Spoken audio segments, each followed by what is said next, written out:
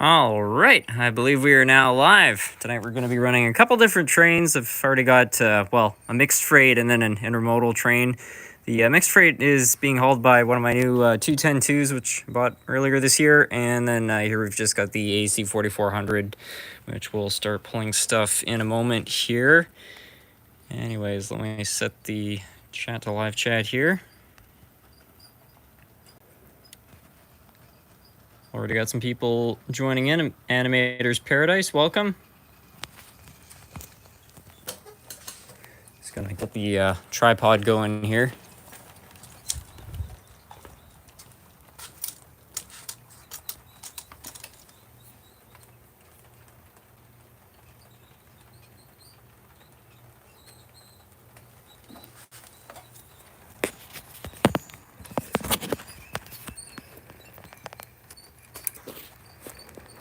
What's all this? Yeah, just a couple trains. I was just talking about those a second ago. How have you been? Not too bad. Let's get this other one going here too.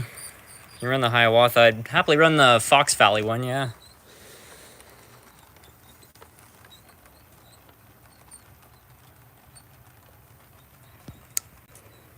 Steffi Merritz, welcome. What tripod do you use? I can't remember, to be honest with you. Whatever was the cheapest one on Amazon, I picked that one. It works just fine. Do you have any Thomas stuff? No trains with faces, no.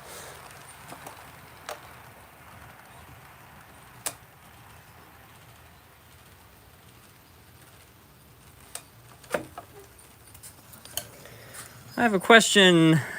I heard that you use needle nose pliers to adjust the rail joiners, but do you clamp it from the top to the bottom or side to side? To adjust the rail joiners.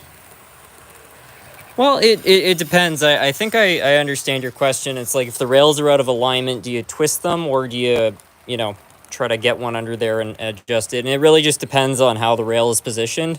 What I usually do is if a rail joiner, if two pieces of rail are not lining up, you line them up with the pliers, you know, side to side or up or down, and then you solder it in place to make sure it doesn't change, because I find that otherwise it's just going to lead to issues.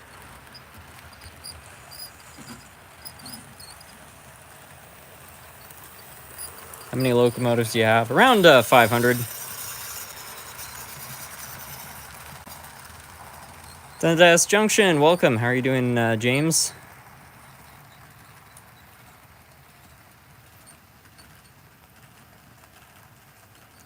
Got two new Canadian National diesels and I wondered what I should do. One of them doesn't work and it's shorting the track. I opened it up and the motor's completely gone.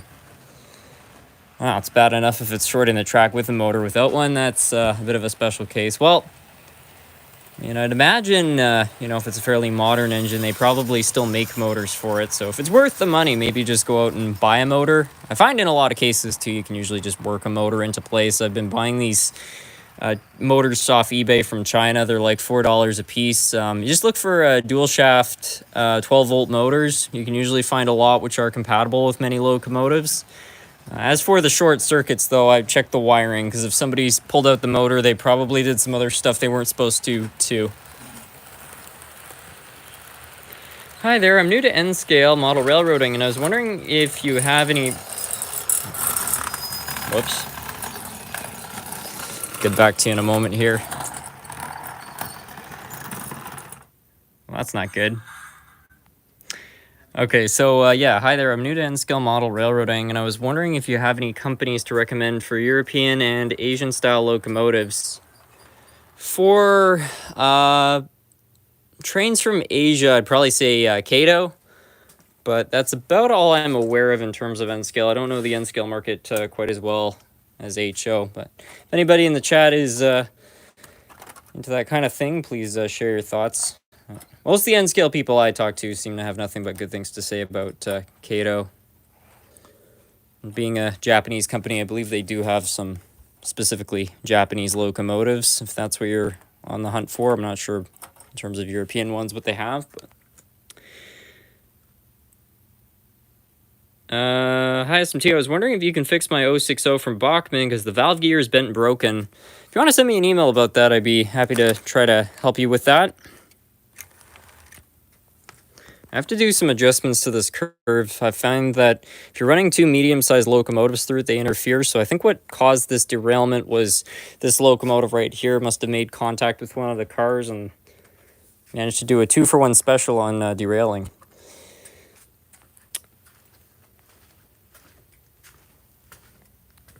Railroad operations in progress. I don't know. That one should be one for the transportation board. I think the other locomotive is number 40, 43, 08. Is that it? Yes, it is. Hi, Harrison. I enjoy your videos, especially the repair ones. Is that the house from Psycho on top of the hill, the train yard on the awesome layout? It's not the house from Psycho, but it is very loosely based on the house from the Addams Family. It's made by some company, I think it's called like Polar Lights or something, I can't really remember, but either way, they really wanted to make the Addams Family house as a kit, and they couldn't do it because the rights were too expensive. So instead what they did was they took all the features of the house, like the windows and everything, and then they just reconfigured it just so they could get around the licensing. So it's a pretty clever way. I think it looks really good. I think now somebody might actually be making a kit for the Addams Family house, but that's what they did back in the day. Yeah, another derailment.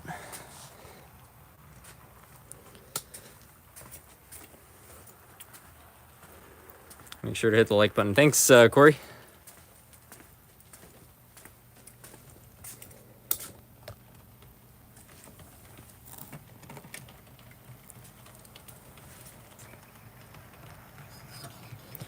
Do you have any trains from the Delaware and Hudson Railroad? If so, can you run it?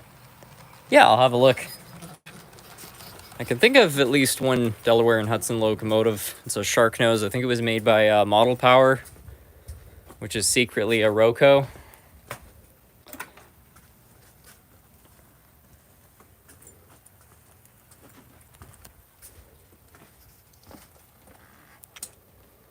think it's right here.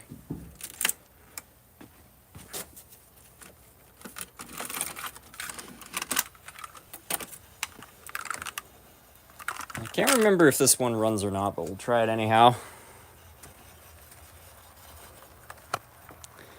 My dad knocked over my board of the locomotives. They seem to be intact, but when you put it on the track, it doesn't run. When you lift one end, the motor and lights work. Any fix options? I would probably say one of the trucks has been put out of place, so it's not making contact.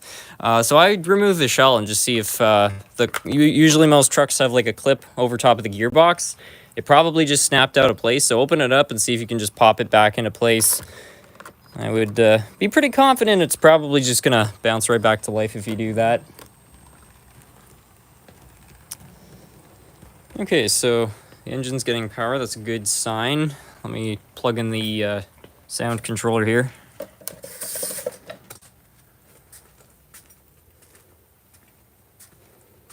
At some point you should run the 20,000 subscriber flat car. Yeah, that's a nice idea.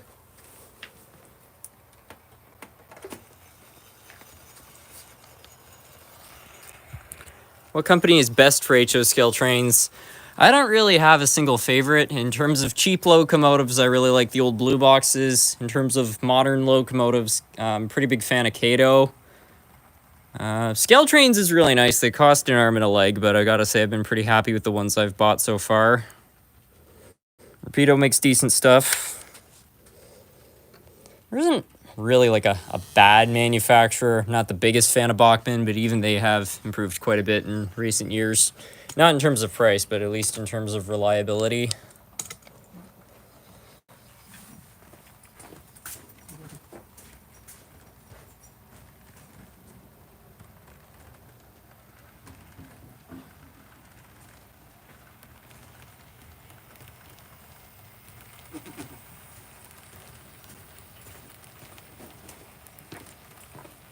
Gotta find that dang conversion card. I don't know where I put that. You know a vendor for Australian locomotives in North America? I'm not aware of any dealers in America that sell them, but what I find you can usually do is just go on eBay. Sometimes you can just go on eBay Australia itself, and usually it will say below whether or not it ships to the United States. So, you know, it will be a little bit more expensive whenever you're importing something from another country, but that's how I've gotten the majority of my Australian locomotives.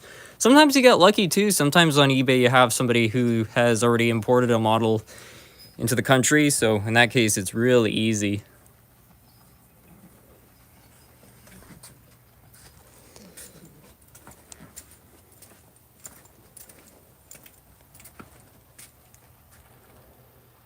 What's your fastest engine? I think it would either be my Shikansen, or I also have this little Mark 040, and that thing goes pretty darn fast. The Delaware and Hudson you're trying to run is the exact same one I have, but it keeps derailing, not sure why. Sometimes those engines have problems with their trucks. I would try to turn them manually. Sometimes I find stuff gets stuck, like a wire moves into the wrong spot, and then you have issues there. Just gonna look. I swear I saw this car earlier. It can't be that far. Just gonna check down here.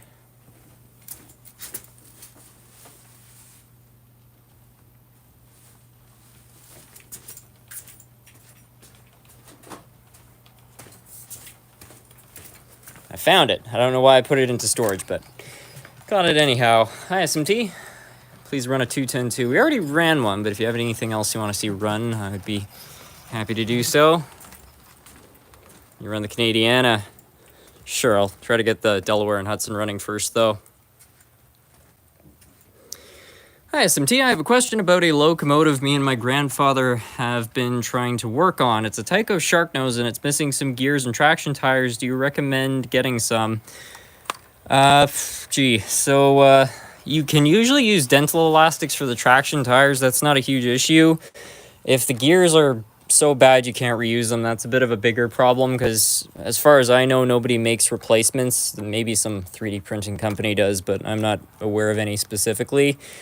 The good news is that the Power Torque drive was a very common drive system, so what I would probably try to do is see if any local train shops, or if you go to train shows, have any broken Power Torques. Just buy a donor locomotive for it, because honestly, you know, you can buy a parts locomotive for $5, but if you go looking for parts and you manage to find them, people are probably going to be charging a lot more, so that's what I would do.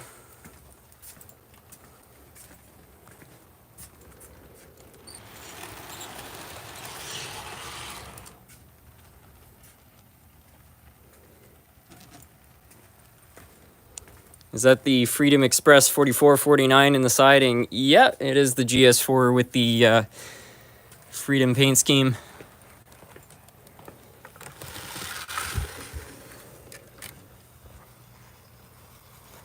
I'm curious to see if this Delaware and Hudson has enough jam to haul this train. Not so. Let's give it like a bit of a helping hand here.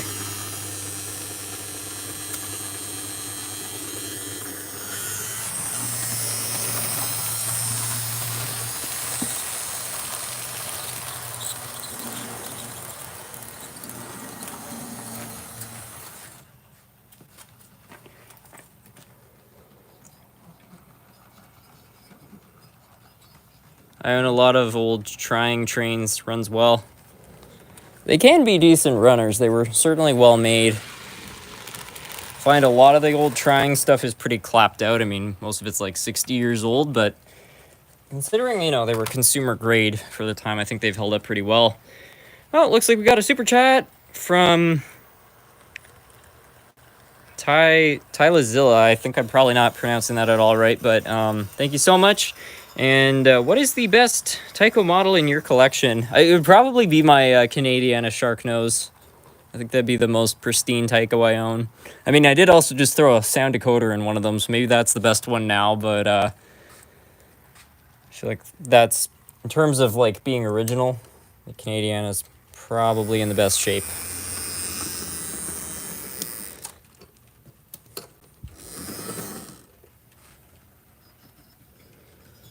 What's your favorite Class 1? I think it'd be Canadian National.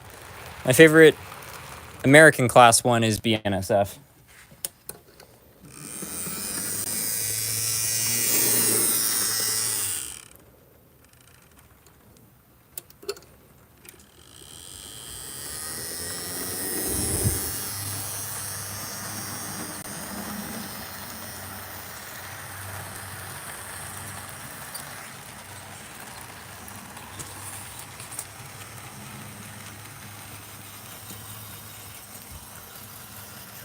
SMT, are you planning on ever coming back to Pennsylvania? I'd love to meet you one day.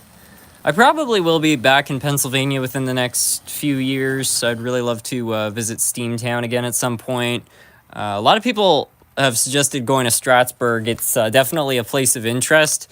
Unfortunately, it's a bit of a further drive, so I'm not as sure, but I'm not close to the idea, that's for sure. I will say, though, I really did love Pennsylvania the last time I was there.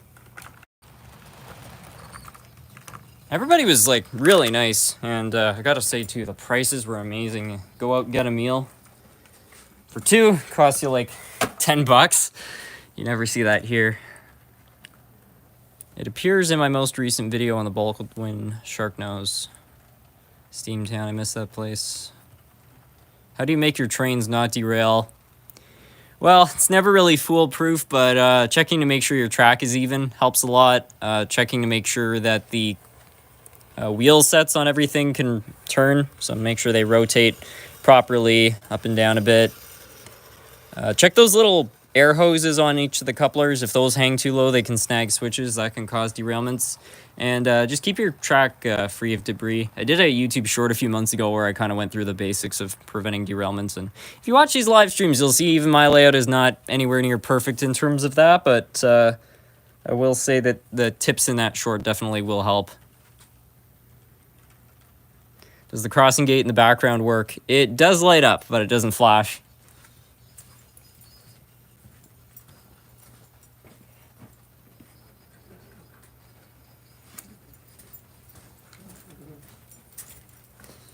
All right, let's see if the Canadiana here has enough power to actually haul this train. I'd give it a 50-50. Well, it started. That's good. Let's see here.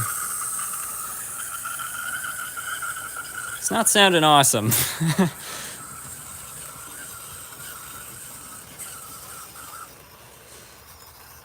Hey, SMT, if you ever come to northern Indiana, you should stop by Jerry's Trains. They have some really cool deals on some great locomotives. I just got a Cato CSX locomotive for $30 US. That's not bad.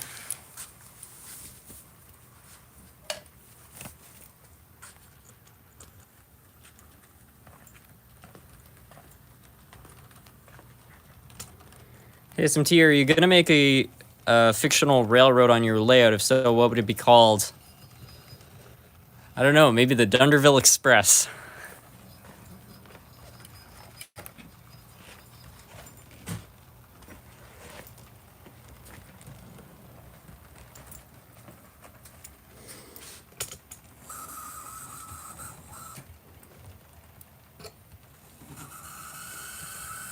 Oh, it's struggling. Oh, no.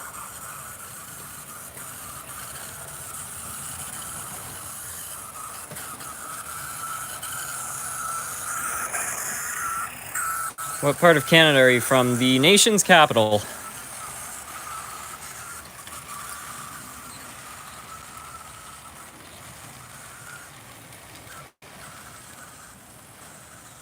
What's your favorite U.S. railroad? BNSF.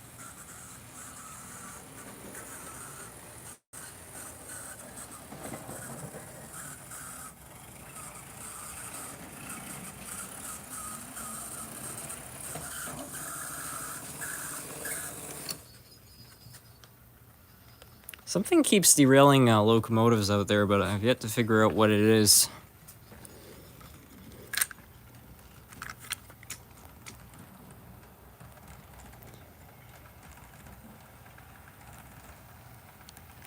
Hey SMT, I talked to you in the comments in a video you did a while back, and I'm starting my model railroad building on a 4x8 sheet of plywood, and I'd like to know how you did your roads.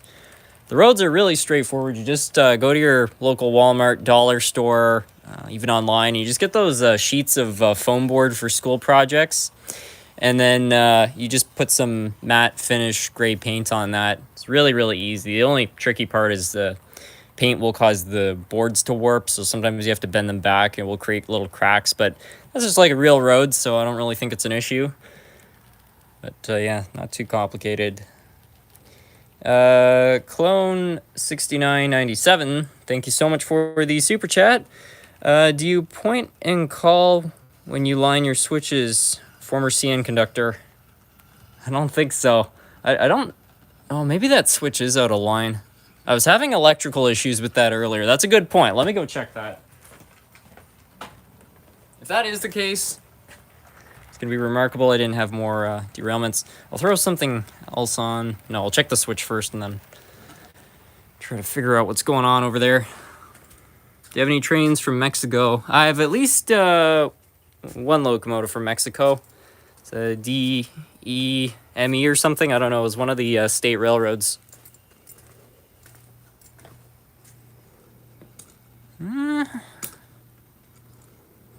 Looks pretty flush.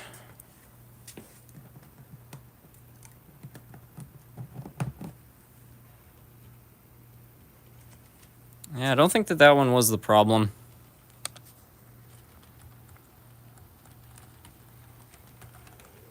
Thoughts on new battery-powered locomotives? I see the benefit. I mean, the nice thing is that you don't have to worry about running over dirty track or anything like that. So you're not going to have as many electrical issues because it's just a solid connection. But personally, I've never been a very big fan of batteries. Really, like in anything, I try to minimize how many batteries I have. So, I don't know, having to recharge your locomotives and the fact that batteries don't last very long is not something I really love the idea of. I mean, one thing that's really nice is that the hobbies remain similar enough to itself. You can run, you know, a 7-year-old locomotive on the same track and with the same controller as a locomotive from this year.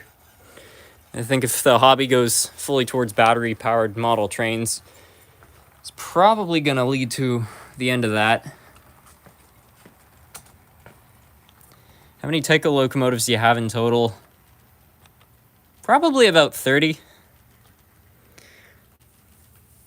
What are your thoughts on the Chicago and Northwestern Railroad? I really like their paint scheme, but truth be told, I don't know a whole lot about their histories, so that's about all I have to say. You run a locomotive through the other part of the layout. Yeah, we can make that happen.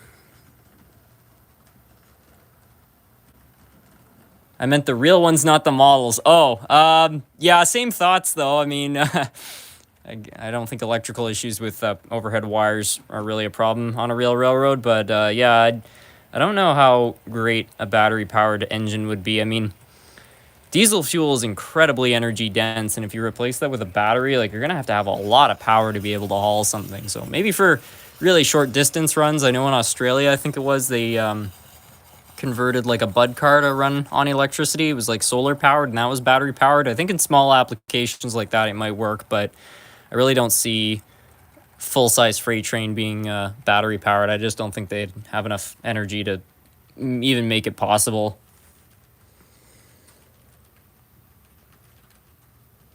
I know that Canadian Pacific Kansas City has a hydrogen powered locomotive. Yeah, I'm gonna be curious to see how those work out.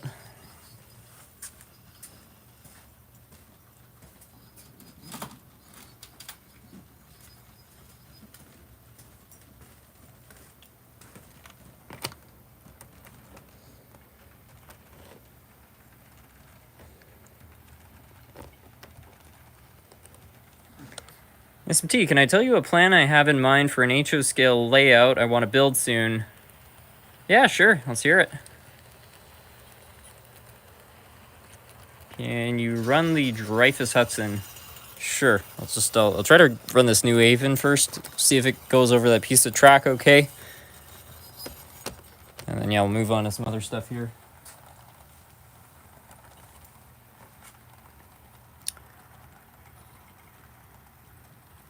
Can you tell us more about that brass Canadian National 482 manufacturer, year it was released? I think it was made by a company called Parkland Models.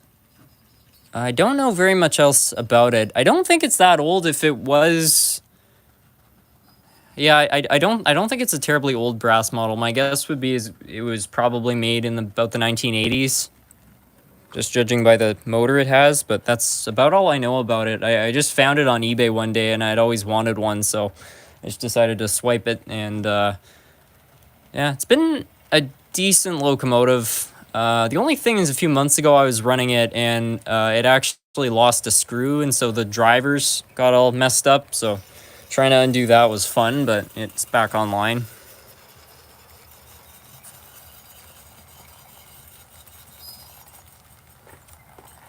I think what I'll do here, I'm going to haul this train forward.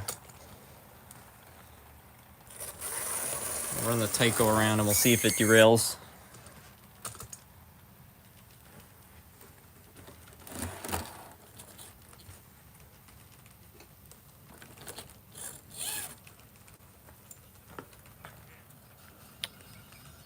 Do you still have your DMIR Yellowstone and can you run it?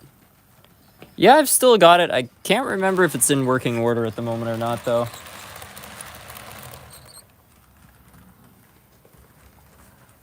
So I don't know why this just shut off. Oh, and I didn't even touch anything. It just came right back to life. Sounds so bad.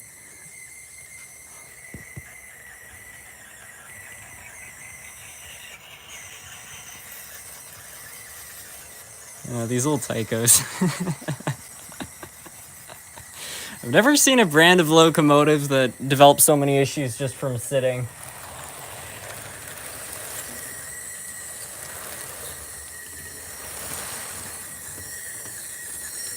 Well, it didn't derail, so I'm stumped, but whatever. Let's just throw some stuff on here.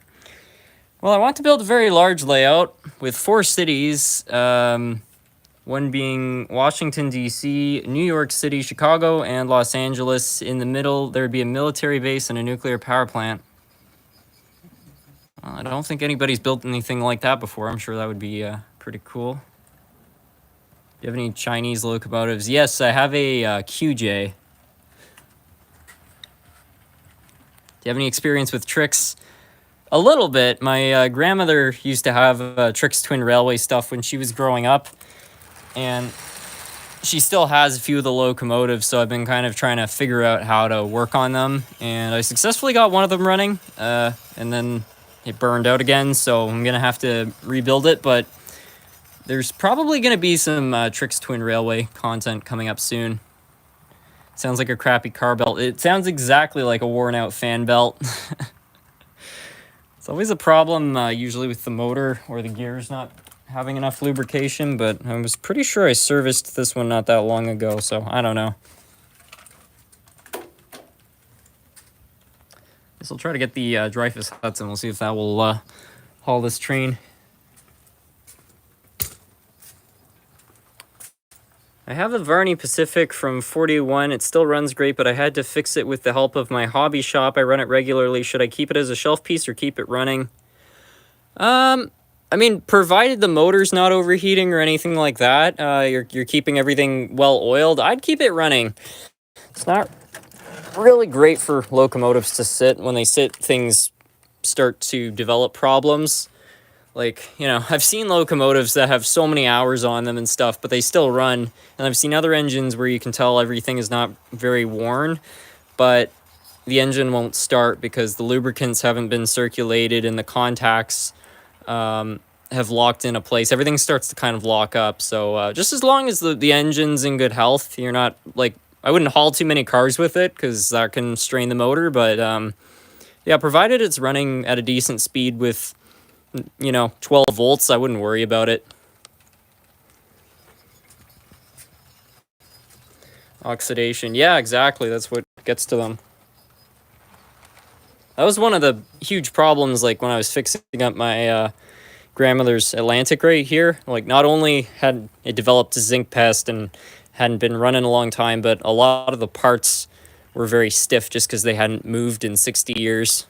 And that was a good case because that was being stored in a dry environment. If you store them in an environment where they might get exposed to water, it could be a pretty big problem.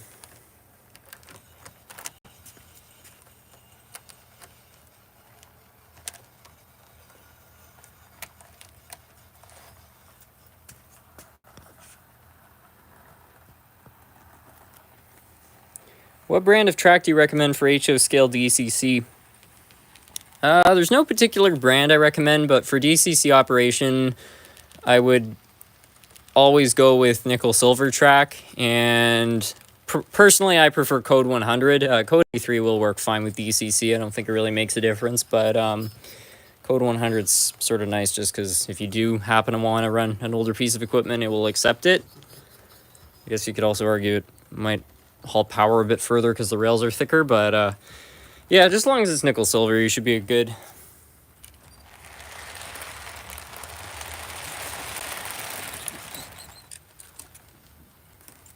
I think this train might be too heavy for the Dreyfus, but I'm going to try to run it anyway.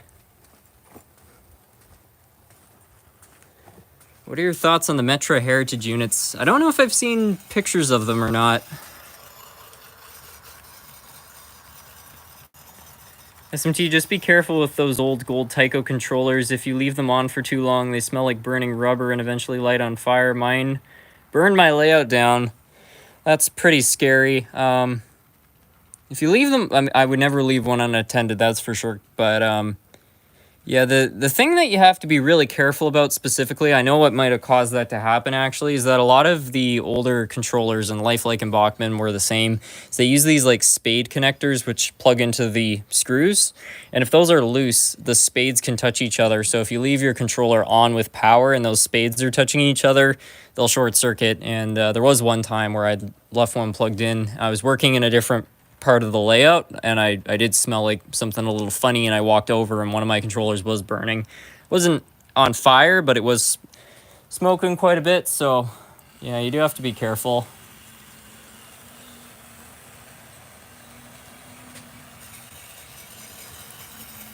Can you run your brass daylight soon?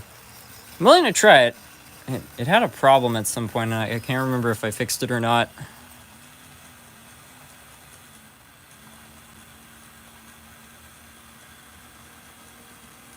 Good to know, because I found one in storage, but I've never turned it on. Yeah, honestly, it's probably best if you can afford to buy a new controller. It's worthwhile, because most modern controllers have a circuit breaker and an on and off switch. Especially if you have like a kid or something and they're going to be working with that stuff, I think it'd be way safer to buy a new controller. So the trains themselves, even if they're not in great condition, probably not the biggest risk.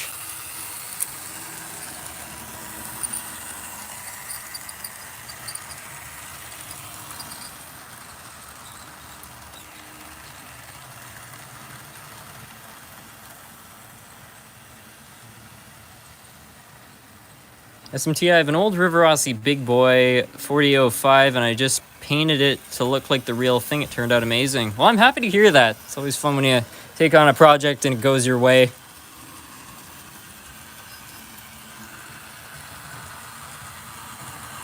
Fair enough, I have a Tech 2 now. I've heard pretty good things about the Tech 2. I've got the Tech 3. I've got the, I don't know if it is a Tech 2, but the dual cab.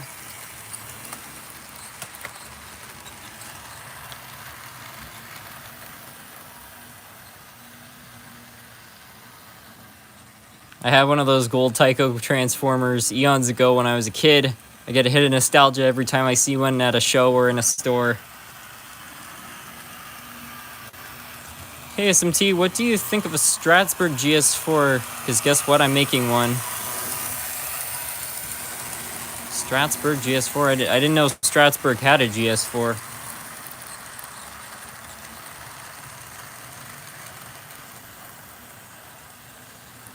Do you have the Yellowstone? Yeah, I've still got the Yellowstone. I don't really ever intend to getting rid of the Yellowstone. I spent too many hours working on that thing, and I kind of love it. It's not in great shape, honestly, but it works. Just keeps chewing up parts. What's the Tech 2? The Tech 2 is almost identical to this controller right here. The only major difference, it might be lower amperage, and it doesn't have the gauges, but other than that, I think it's got the momentum and everything else, so it's pretty similar to the Tech 3. Strasbourg definitely does not have a GS4. Huh.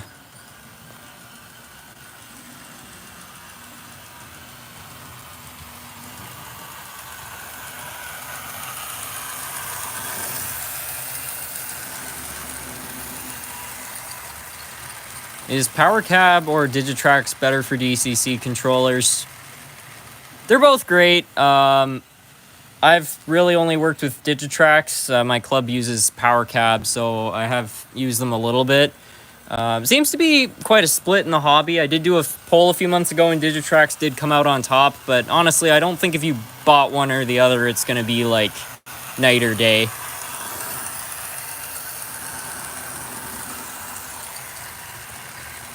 Canadian Pacific, Kansas City new locomotive paint scheme has been polarizing rail fans. What are your thoughts on it? It's not like the greatest paint scheme I've ever seen, but I feel like it's getting more flack than it deserves. Honestly, it kind of looks like they just took the AWVR paint scheme and then put, Kansas City, Canadian Pacific on it. But I don't hate it. I think it looks decent. I don't know why they wouldn't just leave both paint schemes the same and then maybe just brand the letters differently. I feel like that'd be a lot easier, but I don't know. Maybe for new locomotives, they want something a bit more distinctive. Mike, thank you so much for the super chat. And he says, enjoying the live layout. Thanks for taking the time. Oh, my pleasure. Hey, SMT, I'm curious in your opinion on what colors you think are in the BNSF executive paint scheme. I'll tell you the truth, I've never seen an executive paint scheme for BNS, or not BNSF, but Burlington Northern, so I wouldn't know. You're like a magician when it comes to bringing back old trains. Thank you. Hey, SMT, what's your highly recommended HO scale company for DCC locomotives? For the best of the best, I'm going to say scale trains.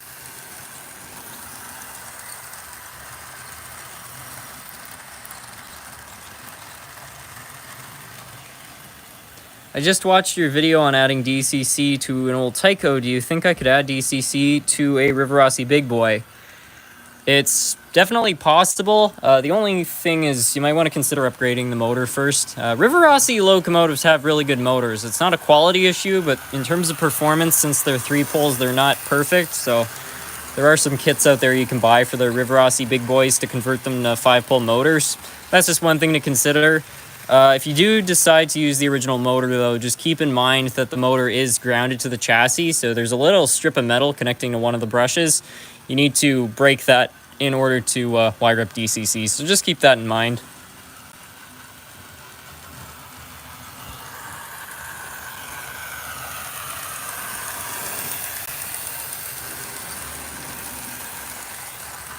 Any opinion about scale trains? Is it a good choice for DC?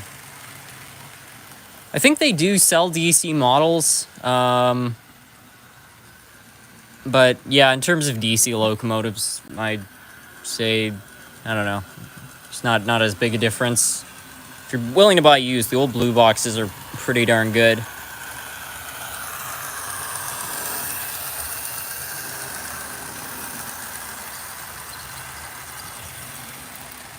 I have a DCC Rivarossi Berkshire with a 5-pole motor. She runs like a charm. I'm not surprised to hear that, because one of the nice things is that since Rivarossi was using 3-pole motors, they usually geared them down like crazy. So if you put a 5-pole motor which can run at a low RPM with a gearbox which is designed to run at a higher RPM, you usually get really good low speed. I have at least one Rivarossi which I converted to a 5-pole motor, and gotta say it is pretty remarkable how slow it can run. How many stupid long cars for that Mutant engine do you have now? Do you have a caboose for it yet? I love the drifting short. So far I just have that tank car somebody sent in, but I was going through all my rolling stock the other day and I found something which I think might work with it.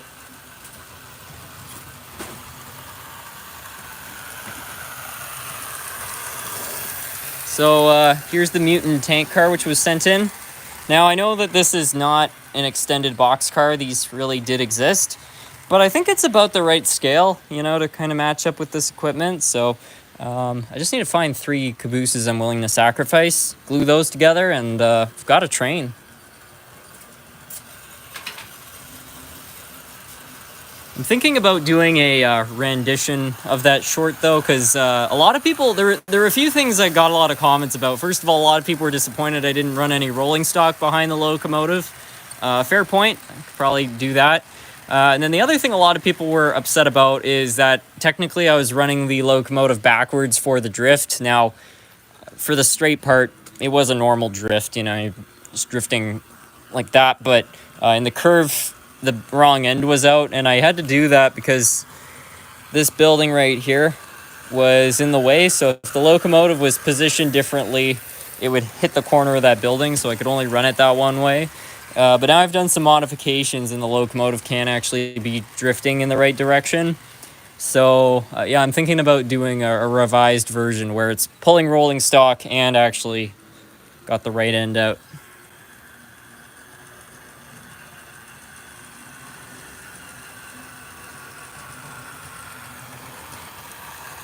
What are your opinions on the Union Pacific Challenger, and would you get one as a model?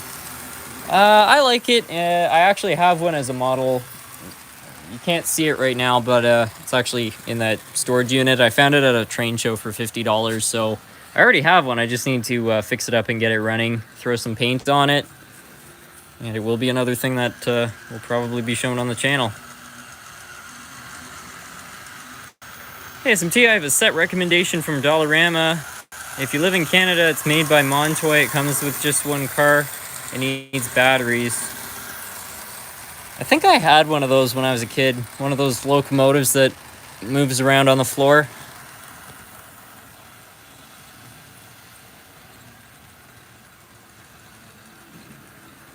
SMT, I wonder if it's possible to add a second motor to the Yellowstone to give it more pulling power.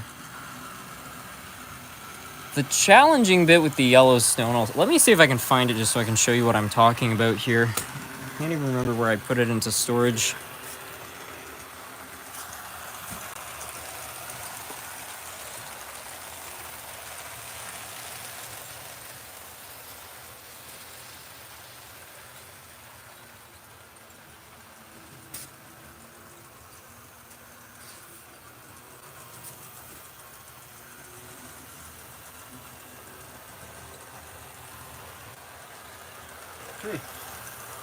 I don't know where the Yellowstone is right now. But, yeah, long story short, the problem with trying to add another motor to the Yellowstone is that there's not actually any area. Like, the boiler is completely full of metal. So the only way you could probably power those front trucks would be if you replaced the set and then ran like a drive shaft down there. But just trying to do that on something that's articulated is kind of tricky, so I'm not too worried about the pulling capacity. I would like to get it running a little bit better because the last motor I threw in there I don't think is high enough torque. But other than that, it suits my needs. I would like to find it though. I don't know. Maybe I put it in the service bay or something.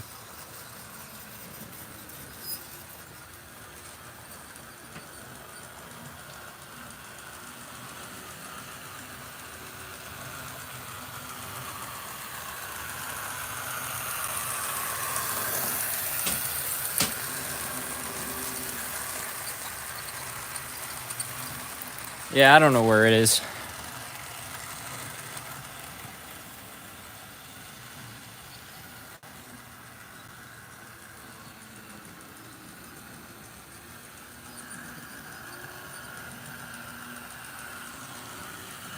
I have a question to ask. How many cars do you have on your layout? I would guesstimate about 70. I'm not entirely sure. I've never counted them, but every time a lot of vehicles comes up for sale on eBay, I just buy them and then throw them on the layout, and you always get cool stuff. Sometimes you get things that people have kind of customized.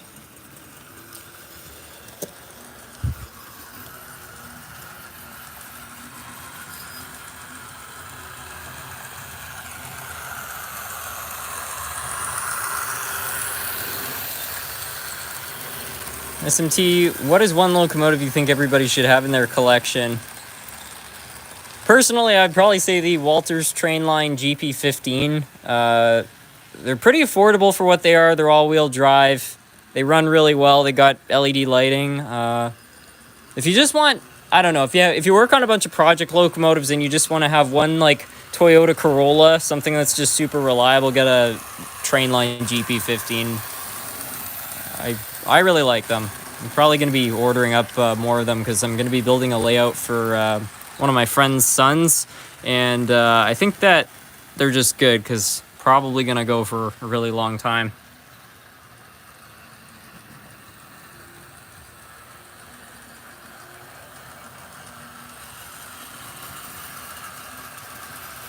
High hood or not, I like high hoods. I like high hoods over the regular Jeeps.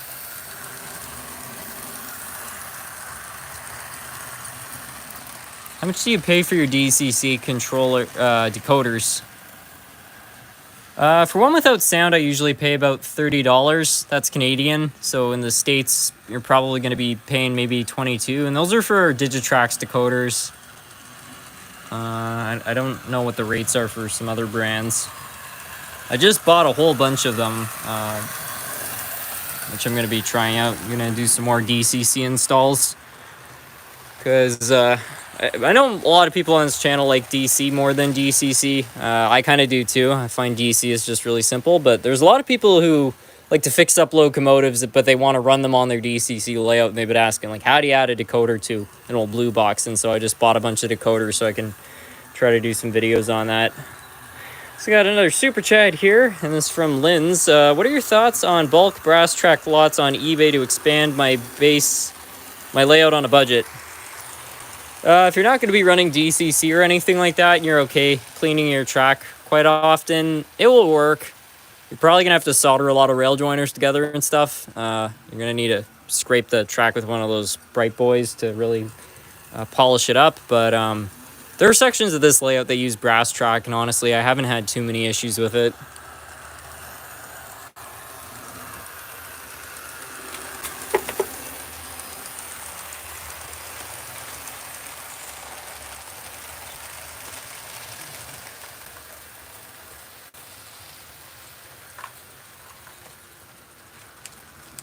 Yeah, here's something cool. So this is the decoders that I usually find in my local hobby shop for like 30 Canadian. Got a whole bunch of those, but they've now got this rendition, which is HO and N scale. And they're pretty compact. If I can find it here. Yeah, look at that. They've got these things now. And they claim to be rated at 1.25 amps, which isn't bad. And they also claim to work with HO scale locomotives. So I'm going to be really curious to see how those perform.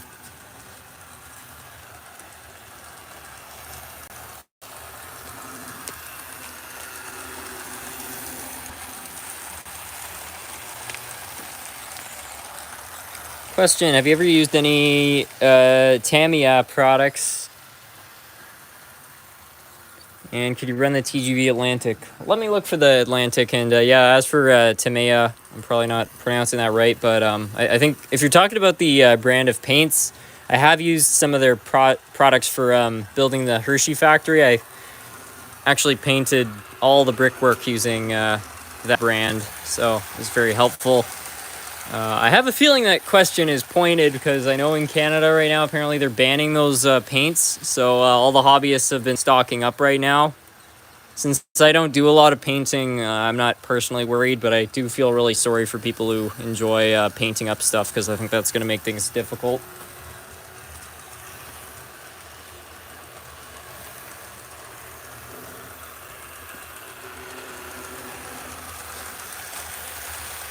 I'll see if I can find the TGV. Maybe we'll try to run it through the mountain layout. How reliable are Proto 2000 diesels besides the gears? Pretty darn good. I have seen a couple of them where they've seized from sitting for a while, but other than that, and as you mentioned, the gear issues, they're quite hard to break. I mean, they're basically designed based on the blue boxes, which are pretty legendary. So I have a whole bunch of them. I haven't had too many issues with them.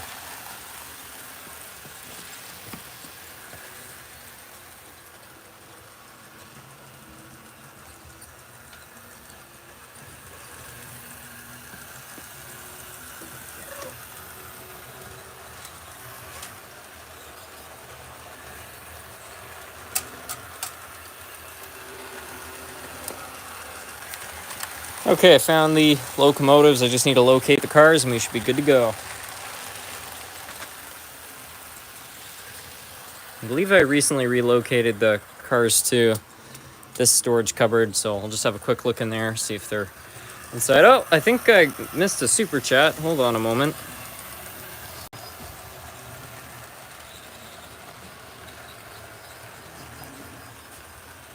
Sparky, thank you so much for the super chat.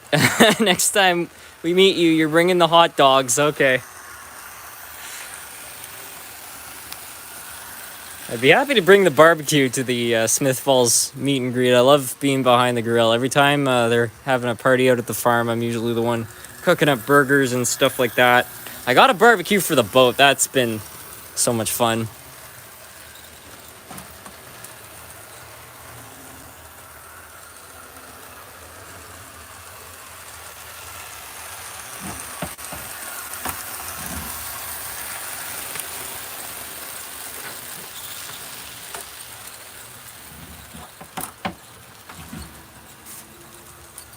All right, I've got to say, the new storage system for the rolling stock, it works so much better. I think the River Aussie might be burning up.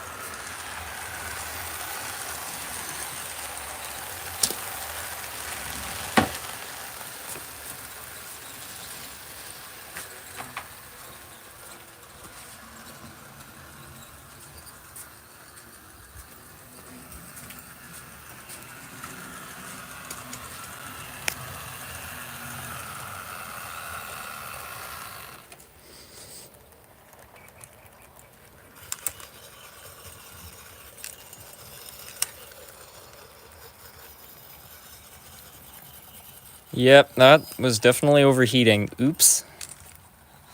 Oh well. Didn't break it.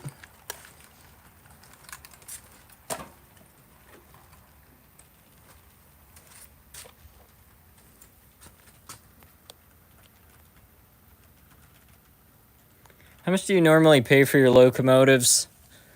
It's all over the place. I mean, a lot of the times I'm buying them in bulk, in which case I aim to pay between $5 and $10 for a locomotive. But when I buy a specific locomotive with the exchange rate right now and shipping and stuff, it's usually about $150.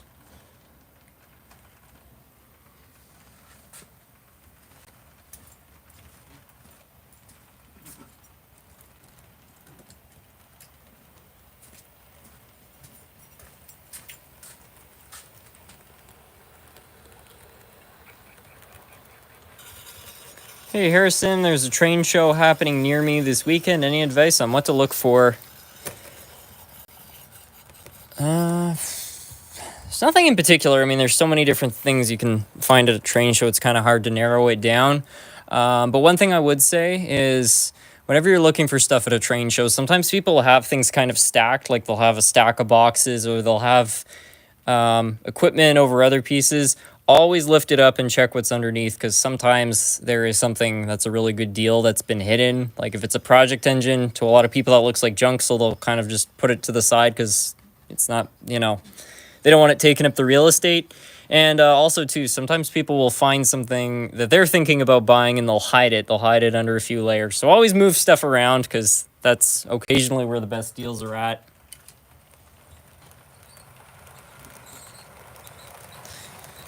All right, so I think I'm gonna try to back this up into the freight yard and then we'll try to get the TGV going here. What's the best way to find local train shows? See if you can find other people in the hobby. So if you have a local train shop, ask the people running that. If you are part of a train club, ask the people there. Even join Facebook groups. See if there are any local Facebook groups for model railroading. And there's usually somebody who has the intel. So the River Rossi didn't derail, but this also derailed. So clearly I've got a switch or something that needs to be fixed over there. That's interesting. Maybe I'll try to run that the other way. But yeah, the truth is a lot of train shows are usually not very well advertised. And Most of the time when I find out there's a train show in the area, it's because my friend Nick, who's a little bit more connected with the Ottawa Valley railroading community, he usually knows. So yeah, if you know people who are on the inside, it can help a lot.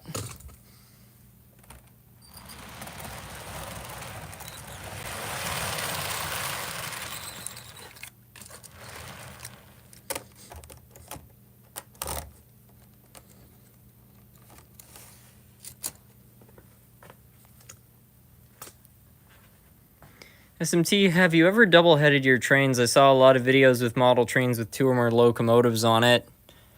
I do sometimes, just in most cases I'm hauling trains that are so short I don't really have to.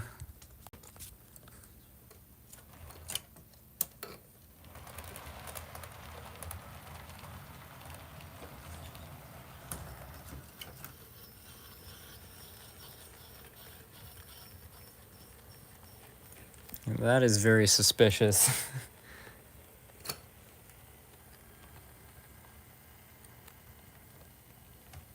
What is the most niche / obscure locomotive in your collection? I've got a GT3. I'd have to think about that for a while. I know I've got some unusual models in the collection, so I've got to have something that did exist in real life that's not very common. I can't think of what it is off the top of my head, though.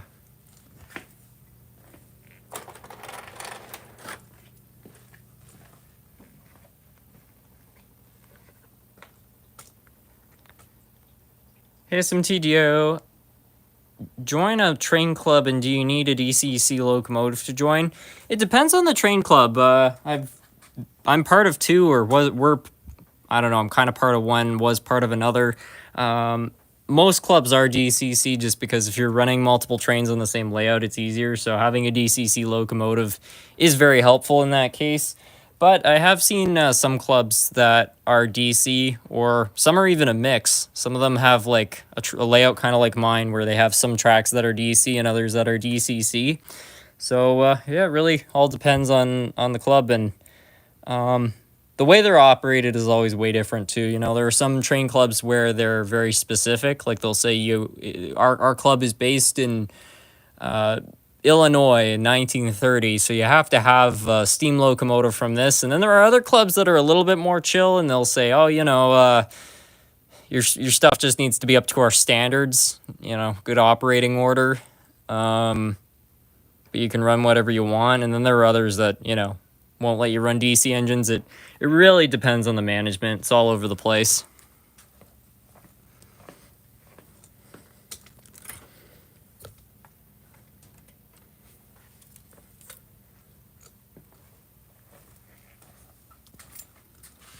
Okay, I'm going to try to get the TV train going, and then I'm going to go investigate that switch again, because something's definitely not working right with that.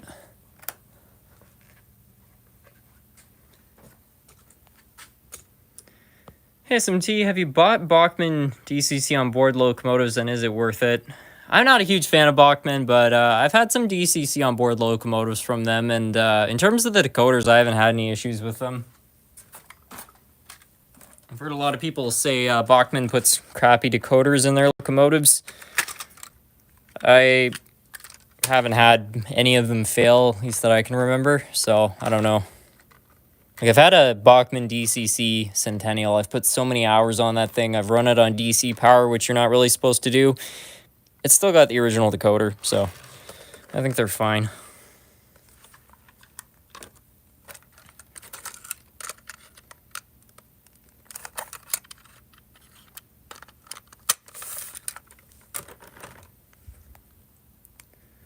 What type of rails do you use? I got my first locomotive and want to know what rails to use. Most hobby shops carry code 83 or code 100.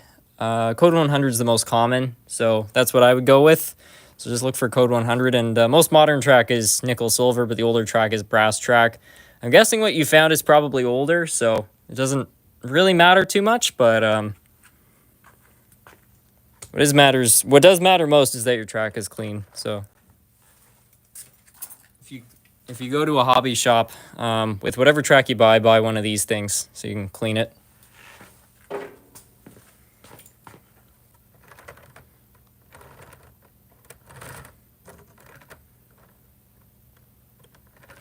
What does it mean when a DCC decoder is plug and play? Does it mean no wiring needed? Pretty much. So some locomotives are DCC ready. So basically what that means is that inside the locomotive there's a circuit board and it's got a socket, and there's a placeholder in that socket. It's usually like that big. And all you have to do is unplug the socket, and then you just plug in the decoder and it automatically works. So you don't have to go rerouting wires from the motor and doing all sorts of fancy stuff. It just makes the install very simple. But yeah, never be fooled, because a lot of manufacturers will say our locomotives are DCC ready, which kind of makes them sound like they're ready to go, as in they have DCC. But what that really means is that they're ready for a DCC install. So if ever you're looking for a DCC engine, make sure it's DCC on board.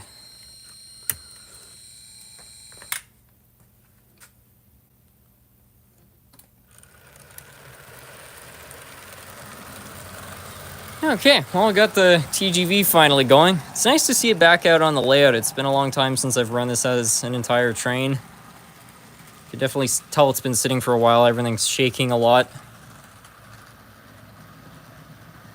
Speaking of cleaning, let's get that switch fixed. Yeah, no kidding. I'm really curious to see what's going on with that. Because this thing is hard to derail. So if that locomotive's derailing, something is definitely very wrong.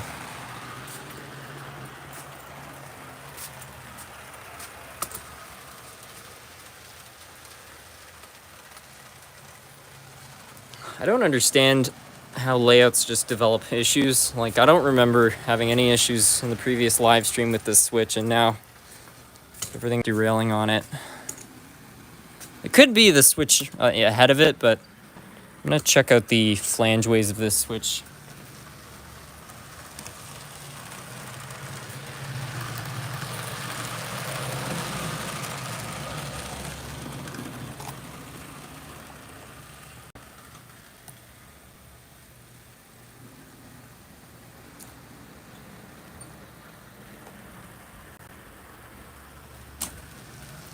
Nothing seems amiss.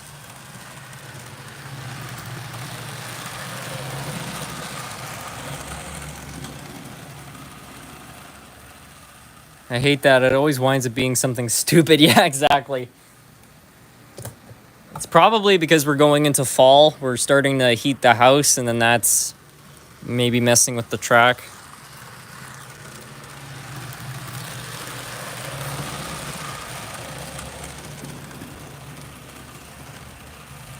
Yeah, and the thing is, too, it's just the locomotives that are derailing. Like, the cars don't seem to be reacting to whatever it is, so that's really weird, too. What I'll do, I'll throw the locomotive back on, and we'll try to run it over this really slowly and see if we can see where it's bouncing off.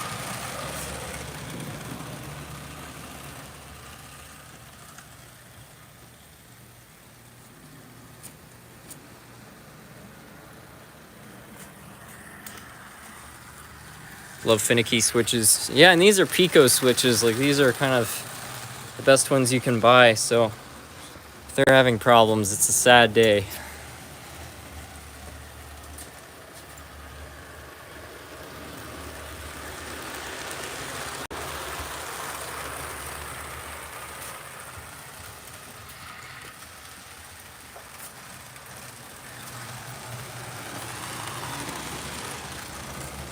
Of course, it could be the switch ahead of it. It could be those two switches as well. You never know, but all I know is stuff seems to be acting up here, so.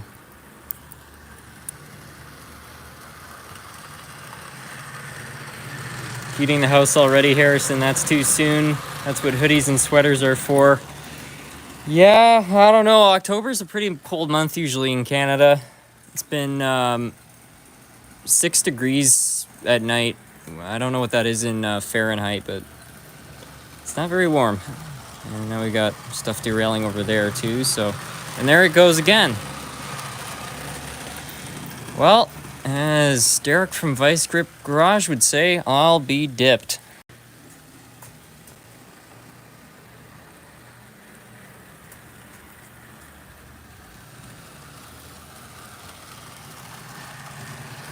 Is Atlas Code 83 good for layouts? Because I use it. Code 83 is fine. I don't hate the stuff. I just prefer Code 100 because if you want to operate really old engines like I do, which have got larger flanges, you're just not going to have stuff snagging on the switches. Modern Code 83 is a lot better just because they've kind of figured out how to make it compatible with older locomotives, but I just prefer going with Code 100 and then you can kind of run everything.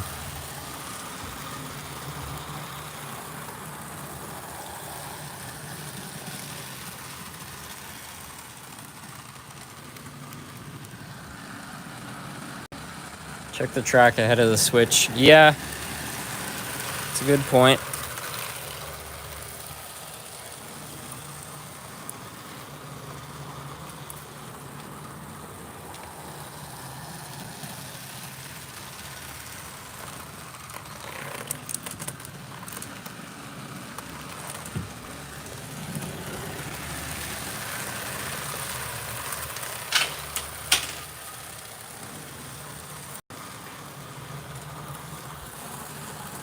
Can you run a standard cab -8?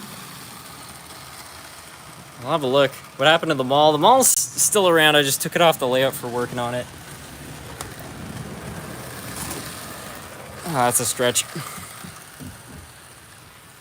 43 is not that cold. I don't know.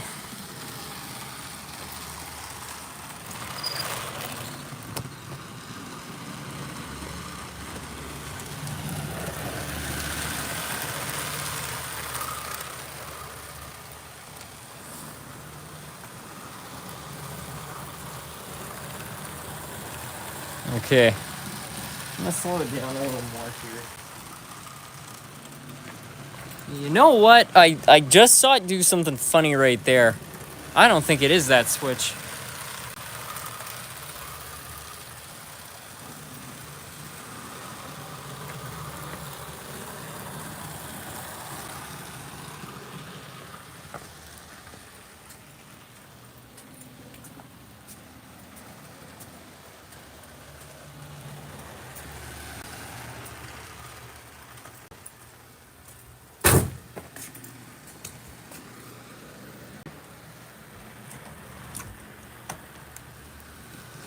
All right, so my main two suspects are one of those two switches.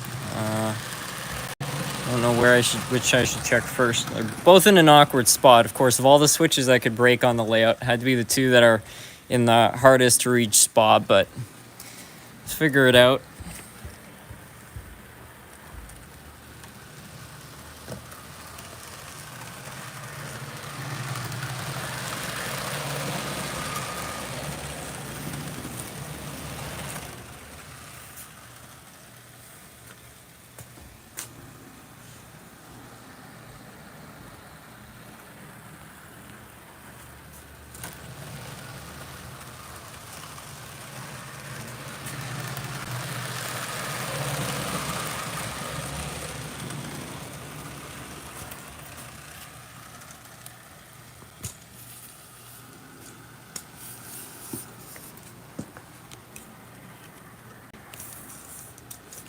So this is how I usually try to spot issues with the track. You just look down it lengthwise, and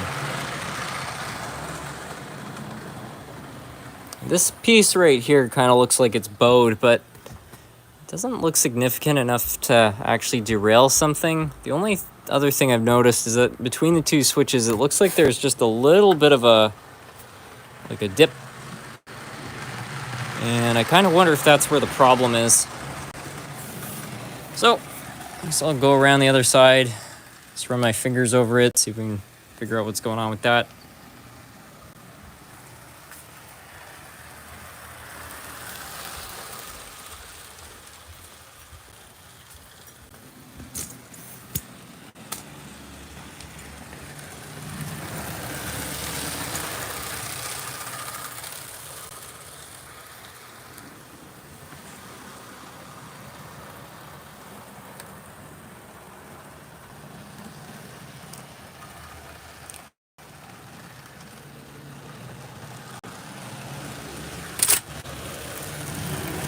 Yeah, I think the heat has gotten to it. This track is lifting. So that's no bueno.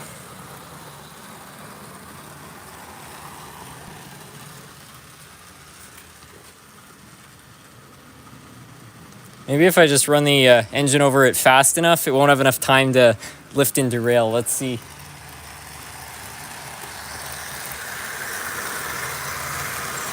Do you have any abandoned buildings on your layout? I have at least one. Stuff's already derailed. Oh my goodness, I have broke the plow right off it. Talk about learning lessons the hard way. Yeah, I have this building right here. This is a kit. I want to say it was a model power kit, but I'm not 100% sure. Someone will know. But yeah, I got that as a Christmas gift, I think in about 2009. And I really like it. I think it really adds to the whole scene right here.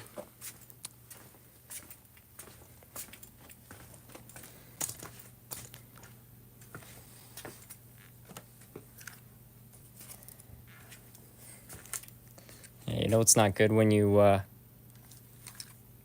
go that fast. We don't need another Acela incident. Well, since the Acela incident, things have gotten better. We've now got state-of-the-art technology. That will definitely stop a high-speed event. Model Railroader doesn't advertise that many shows for the Canadian market. The reason the vendors don't want to pay Model Railroader prices for advertising. I mean, fair enough. Most of the Canadian train shows are pretty rinky-dink. Like I know in the States they have like the Amherst show and stuff, and those are like a big deal. But in Canada, it's just kind of like, well, we've got the basement of this church, and there's this one guy who's kind of organizing it, and if everybody like pays $5, you can set up a table there, and well, there you go.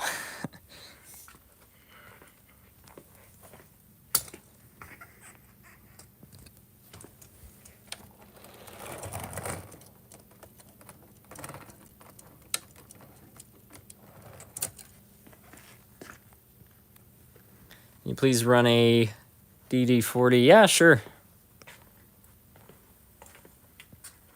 Canadian shows in Canada are often the size of a postage stamp. Yeah, a lot of them are not that big. The turnout is usually pretty good. I don't know if that's because the show is so small, everybody has to fit into a small building, but the last few shows, like I found a few years ago, they were quieter, and I find like the last 3 I've been to have been quite busy, so I don't know if there's a bit of a resurgence in the hobby, but it's good to see, that's for sure. It's the other thing about the shows in Canada, they're always out in like the middle of nowhere. Like Ottawa hasn't had a train show itself since I think like 2014. But Arnprior, which I think has a population of like maybe 15,000 or so, they have one every year.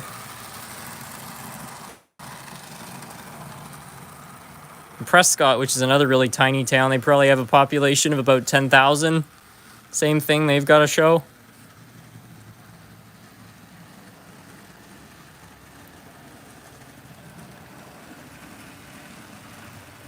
Well done with the presentation yesterday of adding DCC to the Tyco locomotive. Everyone said it couldn't be done or it was super complicated, but it made it look pretty easy.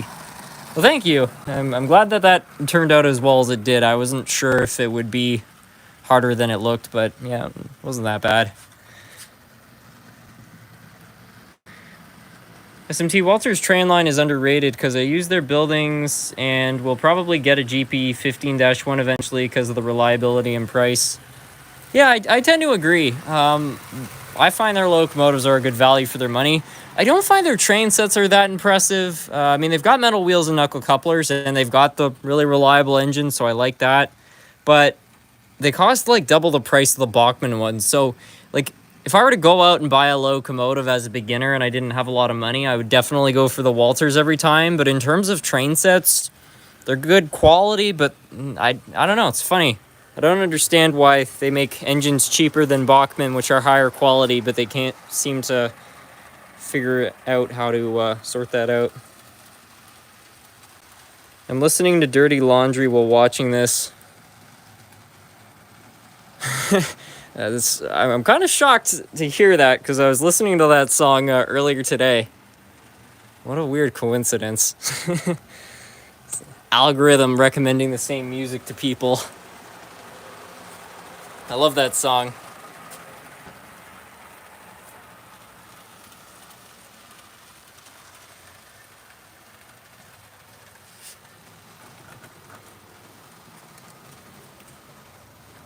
I wonder if the Centennial would go over that bad piece of track or not.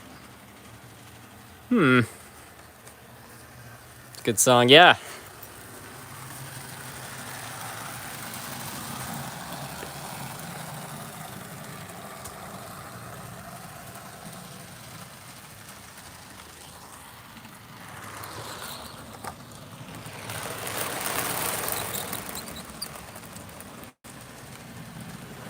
I wonder if Walter's track and controller are more expensive. I've never tried either. Bachmann's controllers are not great. Yeah, those Bachmann starter set controllers are not very strong. I think they're 1 amp or half an amp, which is pretty underpowered. I should know what the Walters controllers have in terms of output because I bought one. I had one of those train sets. I don't know where I put the controller, but I do have one somewhere. So I'd be curious to see if it's higher than an amp. Hopefully it is.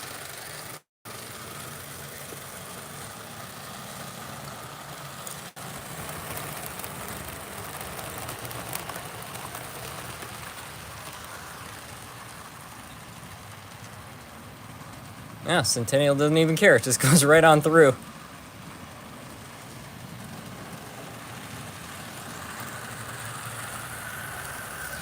Have you started putting the mummies out in the yard? Not yet. We probably will start decorating for Halloween pretty soon.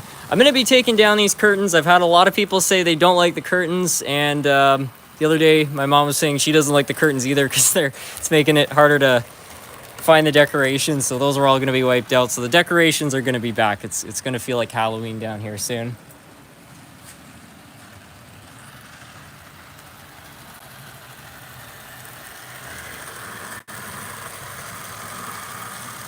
I don't know what just happened there.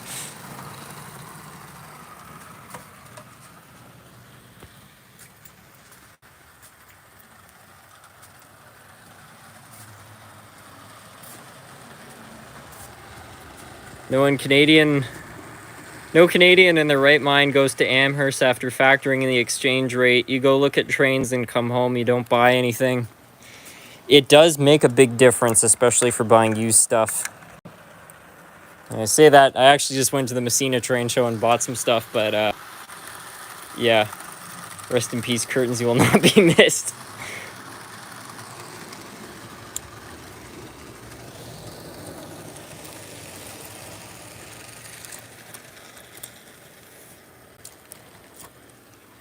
Yeah, the biggest problem I've had with going to the train shows in the United States recently is that if I'm going to Messina, it's only like a 1-day trip, and you're not supposed to buy stuff if you've only been in the States for like a day or something. So anyway, I was totally honest at the border. I just said, yeah, I bought $80 worth of stuff or whatever, but yeah, they're getting stricter about that, so I don't know. I think I'll still keep going to the train shows in the States, but I might not be able to buy stuff in the future. Or I'll just buy stuff and then just mail it to Maine and then let it sit there or something. I don't know.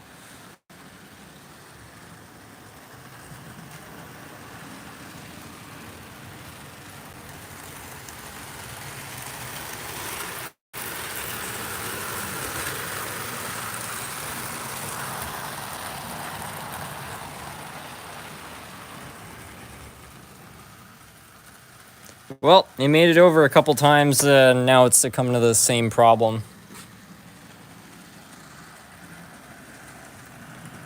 What's the story behind the locomotive and cars on the abandoned bridge? I've always asked that question. Okay, so if you watch videos of the channel, probably dating back to maybe 2018 or so, this whole part of the layout did not exist. The original table ended right here. So this actually was the main line. So when I built this part, it really didn't make sense to move this one switch over because I was, I was planning on building a new bridge anyway.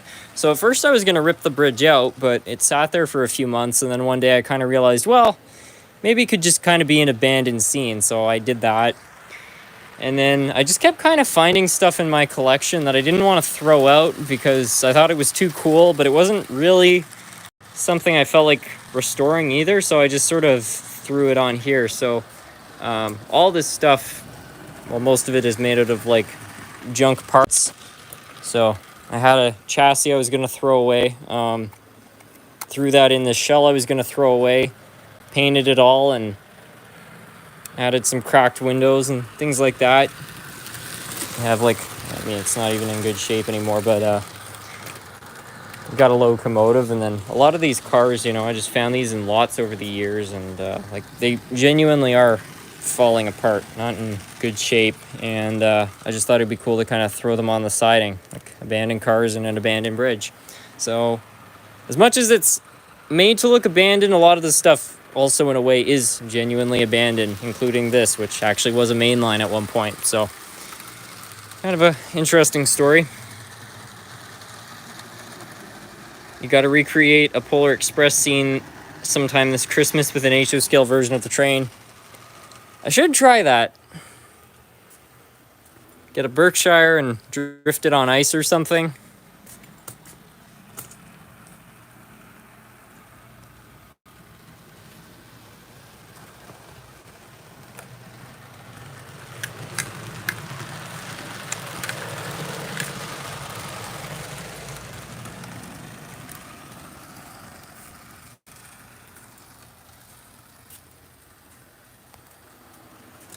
Can you run the big boy? Yeah, sure. Didn't somebody give SMT a... Yeah, Norm sent me a Berkshire, but I'm definitely not going to drift that on ice. If I drift a Berkshire on ice, it's going to be something that's not in great shape.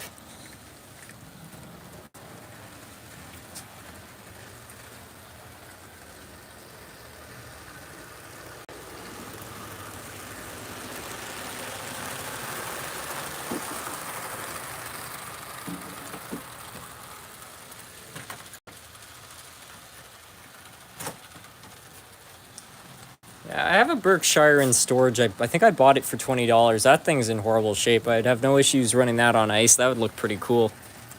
I'd have to paint it, but yeah, make that happen. How's Chloe? The Chloe is doing well.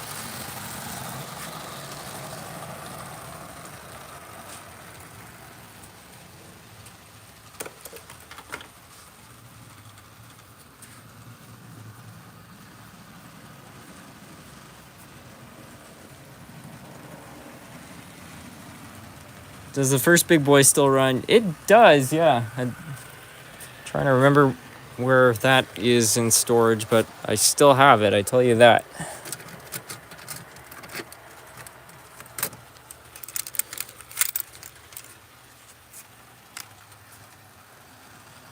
Have you ever done a kit bash? I did do a kit bash. I took an old River Rossi. Well, no, it wasn't a River Rossi.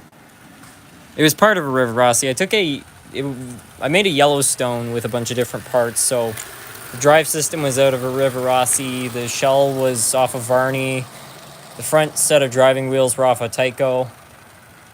Took a lot of parts to get that going, but it works.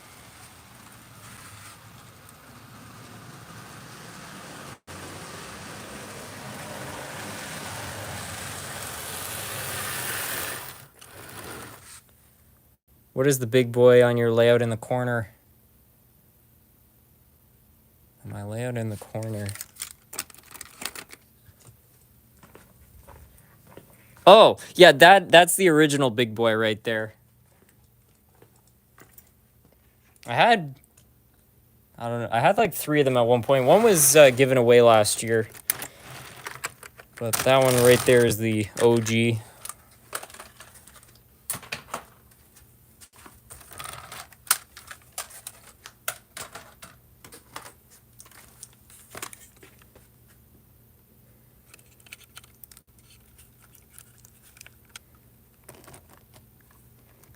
Did you ever get the Davy Crockett back on track? I can't remember. I should go try to dig that up and run it. I thought it was in working order. I don't know. Maybe I forgot.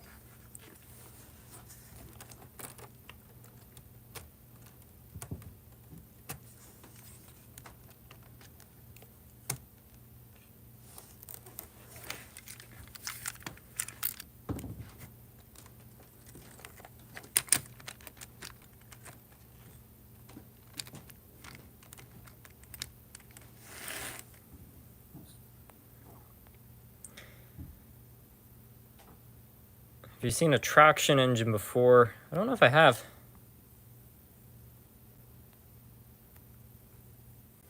If jazz and rap were the only two songs on Earth, which would you pick?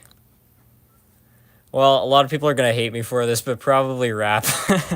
I like 90s rap. New rap doesn't really do it for me, but yeah.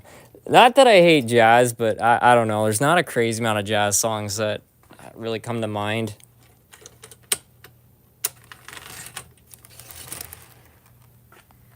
Everyone's saying jazz. I'm not surprised they see that.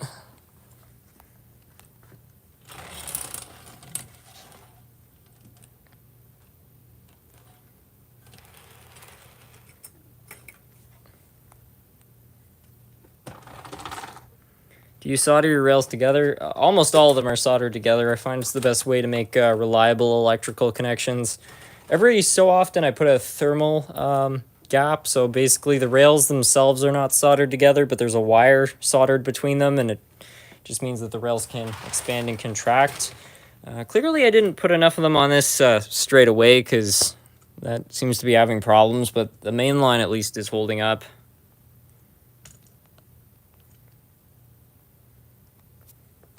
'80s rap, '90s rap. Yeah, exactly. I don't know. It's my hot take that rap is really the only music that the '90s had going for it. I know there were a few like good rock songs and stuff like that, but it's like if you see what was coming out in the '70s, the '60s, the '80s, like there are so many good songs that I love, and then there are not too many songs I can think of from the '90s that I really like that much. So I don't know what happened there, but yeah. Even the 2000s has like more songs that I like than the 90s, and I just find it funny because everyone always says, "Oh, the 90s, that's when all the good music was rolling out," and I'm like, yeah.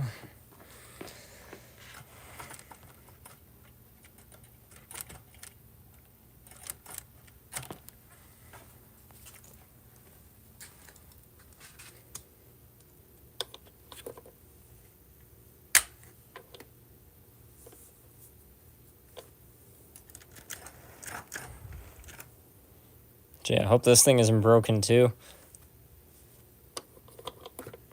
Let's see, we'll start on DC.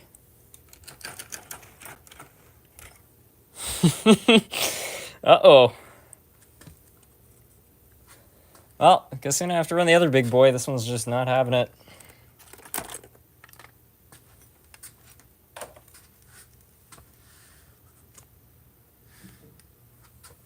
Any new projects? Yeah, that reminds me. Somebody earlier was asking me about the mall. The mall is right down there. I didn't throw it away or anything, but I do intend to start construction on that soon. And I can finally have Forced Fair Mall on my layout. Maybe accompanied by a small mini documentary. That's kind of like the dream.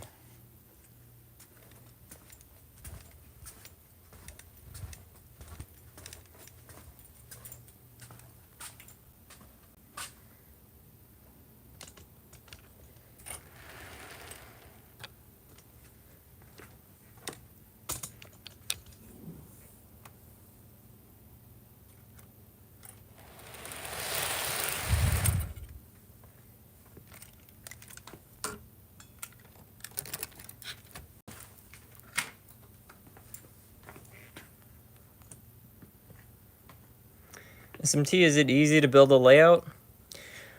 I don't think it's incredibly hard. You do have to have patience with it. Like, you know, you have to think things through a little bit, but And you're going to run into problems, there's no doubt about that. But if you're willing, it can be a lot of fun. Once you get your layout actually working, there's nothing more satisfying. It's like that with any project, you know, the harder it is to get to the goal, the more satisfying the goal is.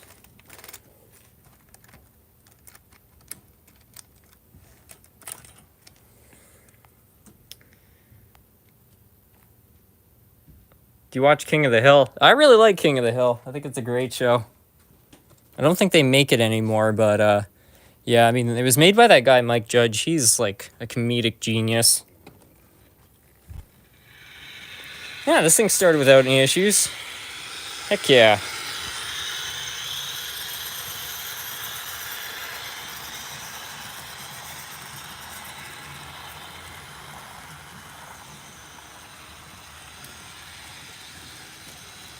What Bachmann steam locomotive is the most reliable? They're modern ones. Up until today, they never really had any reliable steam engines. I mean, the first generations were terrible. They had the gear issues. The second generations were a lot better. They had kind of worked out a lot of the problems, but the main problem with every Bachmann locomotive is they just use really cheap materials. They use cheap metal, they use really cheap nylon and stuff, and it's always plagued them in the long run in terms of reliability.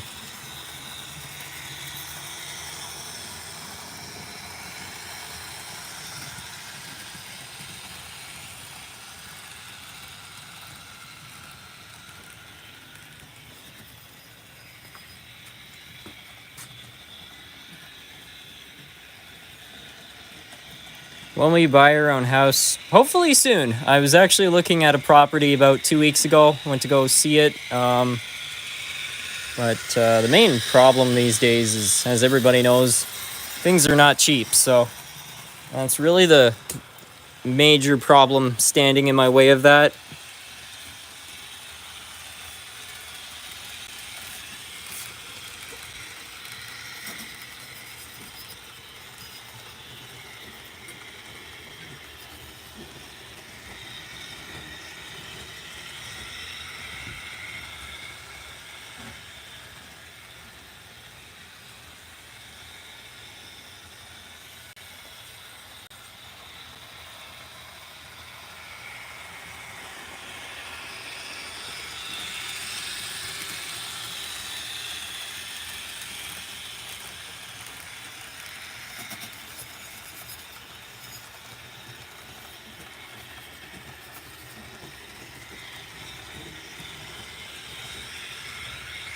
You can always just rob a bank and buy a house then. Oh, why didn't I think of that? That'd be so straightforward. Now, the real way to make money in this day and age is to become an influencer and start some sort of crypto nonsense. Oh, I hate it.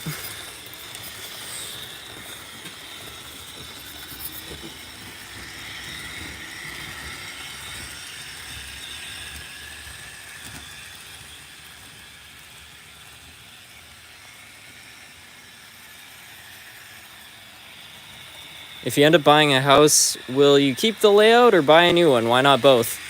Probably both. I mean, it all depends on what I can get my hands on. I'm guessing that a lot of the houses that are going to be in my price range are going to be quite tiny. So the living room is almost certainly going to be sacrificed for the layouts. So hopefully there's enough room to fit its existing form. But if there is extra room, stuff's going to go there. There's no doubt about that. This layout might actually be getting moved. There's been a lot of talk lately about moving the whole operation from the basement into the garage. Just because I find an issue, I've been having is whenever I'm trying to film videos or something. The house is a very noisy place, and then, when I'm doing a live stream or something like that, I'm keeping everybody awake upstairs and stuff. So if I was in the garage, it's not going to be keeping anybody up. But moving this is definitely going to be no small task. There's no doubt about that. SMT, you should be more famous. You are very helpful for me with model trains. Well, it means a lot to hear that. I'm just surprised that 141,000 people decided to subscribe to the channel. I never even thought it would get to 1,000, but yeah, every time it climbs a little more, I'm ever grateful for it.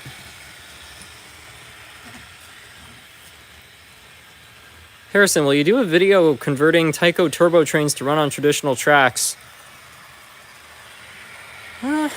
It's an option. I actually own two turbo train sets. I think that Darth Santa Fe did a video on how you can build a special drive system to run the turbo train on HO track.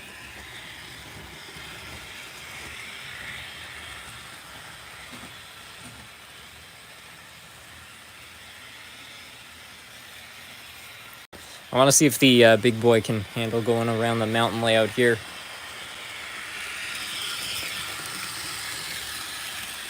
Okay, it's a good start, good start.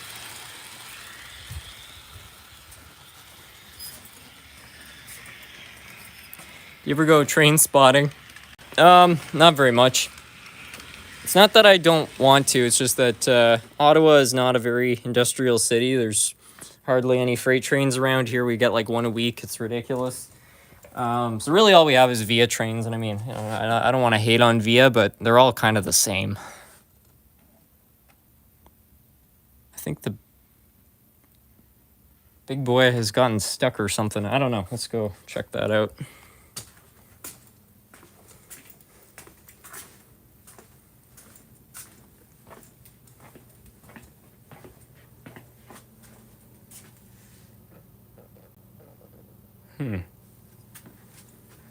It's not 15 radius, but what might be going on is it might be kind of binding up against this.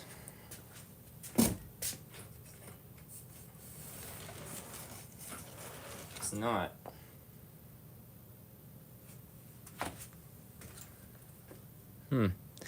This is confusing. Let's just see if moving it manually has fixed it.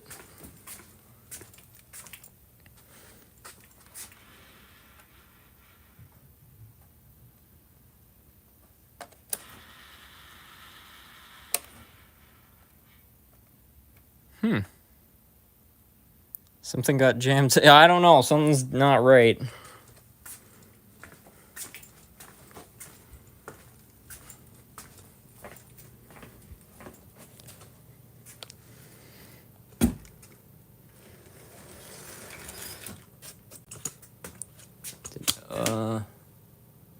Oh, crap. I know exactly what happened.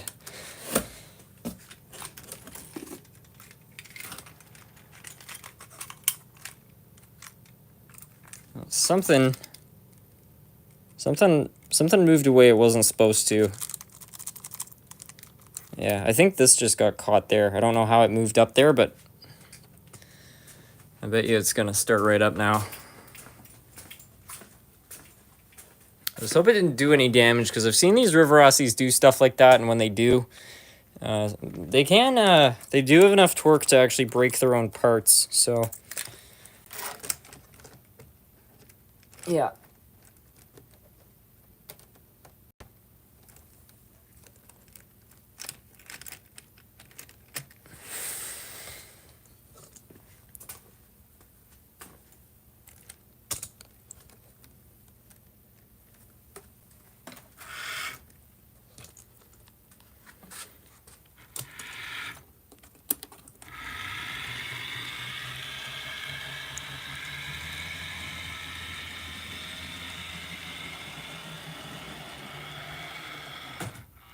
Okay, that's a problem. I have to widen that tunnel a little bit. So, yeah, just no running big boys through the mountain layout.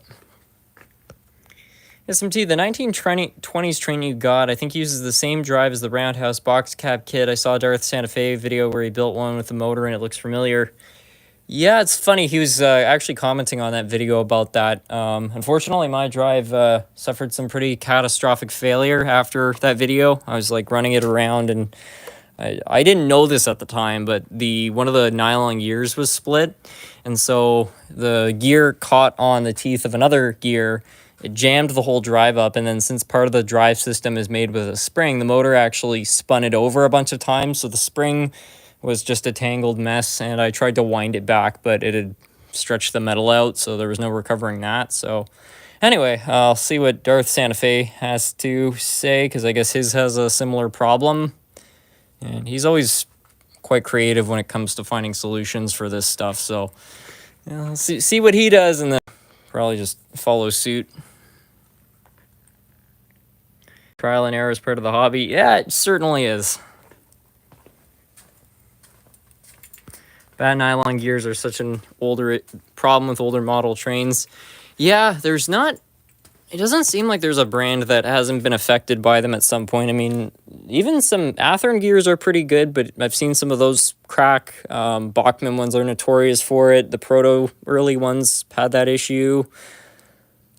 I don't think Rivarossi ever had that problem because I don't think they ever used nylon gears, but it seems like every company that puts nylon gears into something has inevitably had problems up the road with them.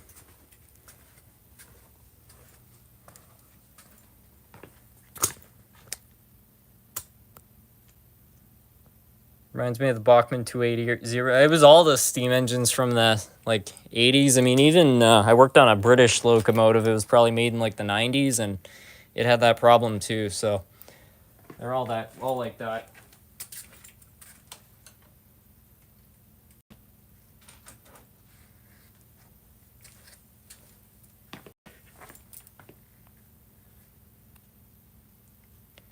Do you have issues getting Bowser parts? I don't think I have ever had to buy Bowser parts. The only Bowser I had to do something creative with was the T1. It had problems, and I ended up having to take a spring out of like a pencil or something to replace the one that was in there. But other than that, I haven't had to replace any parts so far. Northwest Shoreline is the best. Yeah, I've heard good things about them as well. I haven't actually ordered from them myself, but I know a lot of hobbyists who do kit bashing or build custom models, and they're always ordering all sorts of parts from them.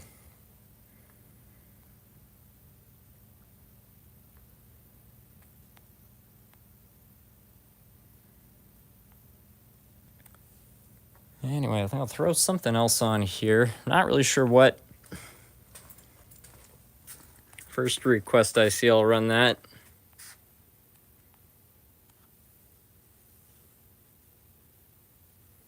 I've had horrible luck with Athearn Blue Box.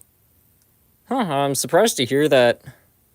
I've only seen a couple where the gears were really bad. I find the motors are pretty solid. How about a Rivarossi 080? We'll see if I still have one. I can't remember. It'd probably be over here. Oh yeah, there we go. Oh. Well, I don't know. Looks like it's in pieces. I'm knocking stuff older. Hold on a moment here.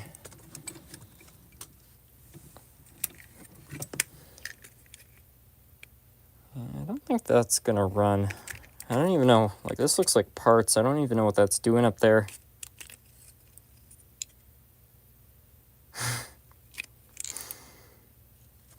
Yeah, I don't think that's gonna run. I think you need to hook up a tender, and it looks like it's missing its linkage. I don't know where that's gone off to, but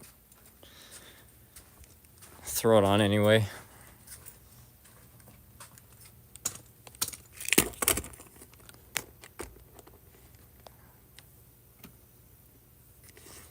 Yeah, it's exactly what I thought.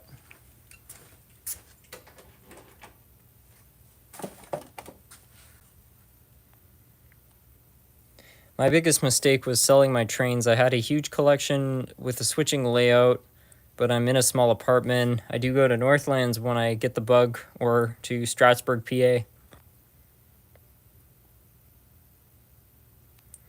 SMT, have you ever had to plug in a generator to power the layout when the power goes out in town? No, I never have. We do have a generator, but I've never... I probably could run an extension cord from upstairs, but none of the plugs down here work because we have like a special panel for the generator, so you can only use so many outlets or something. It's usually like one outlet per room. Usually when there is a power outage, there's bigger worries than running trains. There's like a ice storm coming through or something. I don't know. If you live in Canada, you want to have a generator on hand. There's no doubt about that. Even, I don't know, even anywhere where it's cold.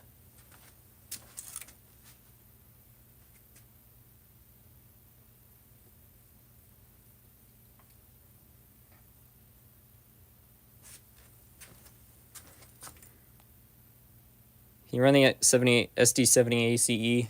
I would. It's disassembled at the moment, though.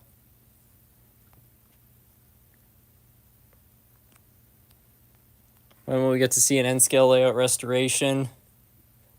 I'm not sure. I'm a lot happier with how it's looking ever since that little repair that was done over Christmas, but I don't know if I kind of want to start over with that or not. Really unsure. What do you think about adding weight to rolling stock? I haven't had to do that too many times. I find most rolling stock has enough weight from the factory. Older rolling stock sometimes has that problem, but most modern pieces have enough weight. I find the main way to stop derailments is just to mess around with the couplers and trucks. Harrison, do you know if anyone makes 3D printed reproduction Tyco parts? I'm not aware of any, but I would bet somebody probably has the 3D scans, or not the scans, but the designs online. I powered my trains once with a lantern battery. It will work. You can even power your model railroad using a car battery because it's all 12 volt. The only thing you have to be really careful about if you do that is a car battery delivers a heck of a lot more amperage than a train controller. Like my train controller, I think, could put out 3 or 4 amps at its peak, and a car battery, some of them can dump out, because I have marine batteries, they usually dump up to 1,000 amps. Now, if you put a model train on the track and you run it, the train is only going to take as much amperage as it needs. So if you have a locomotive that runs on 1/4 of an amp or something like that, you run it on your controller, you run it off a car battery, it's going to take the same power. That's not an issue. But if you have a short circuit and you're running 1,000 amps through that, I think things will burn up really quick. That's all I'm going to say.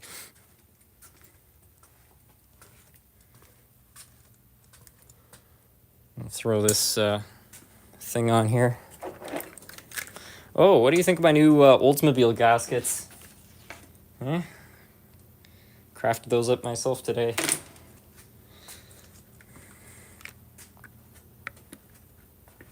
Watch the track melt. Yeah, if there was a short circuit. The best thing to do if you had, well, there's not really a situation where you have to run your trains, but let's say you had to.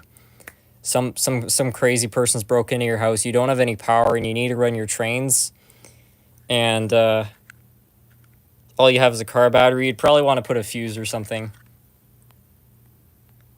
Are those LS3 head gaskets? They're 403 head gaskets. Well, not head gaskets, but valve cover gaskets.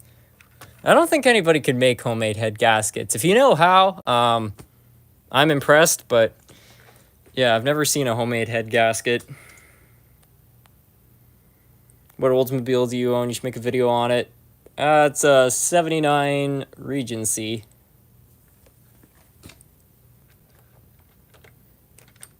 Yeah, I should make some sort of video about that or something. I just need to get the darn thing running better.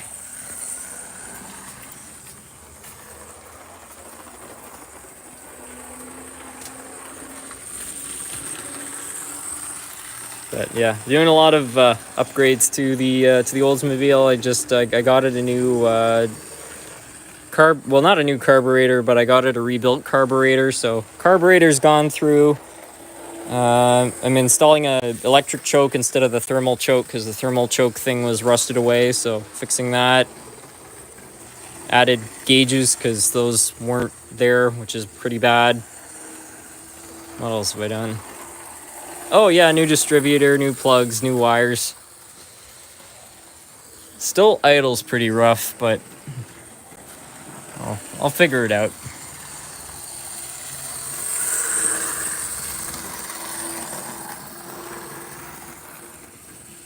$79, that's a boat of a car. Yeah, it's 17 feet.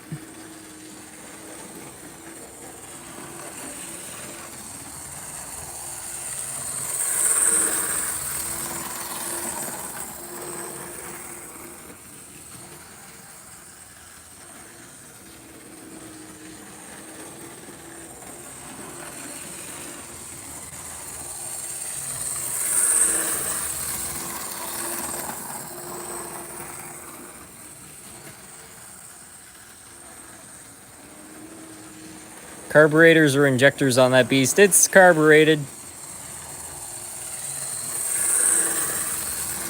Fortunately, it's also oil crisis / EPA carbureted, so detuned like crazy, and also has like a million vacuum hoses running everywhere for all sorts of stuff. So getting rid of a lot of that has been quite a process. The original owner got rid of the EGR because those are known for fouling up the carburetors pretty bad, but they didn't do a very good job getting rid of the EGR. They blocked it off, but they didn't remove the vacuum lines running to it. So I didn't know this when I bought the car, but like I just keep finding vacuum lines. They don't even go anywhere, but they've rotted so bad they're leaking. So I've been slowly removing all of those and plugging them off. Vacuum hoses are a pain to work with. Yeah, for sure.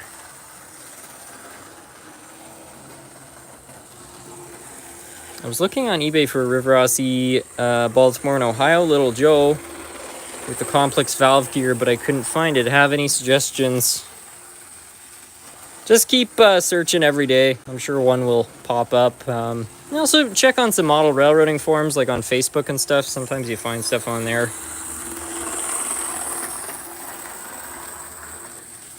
Do you miss the days of the TTCs, CLRVs? They were the original streetcars. I was only in Toronto one time while those were operating, but I remember riding them. I like the looks of them.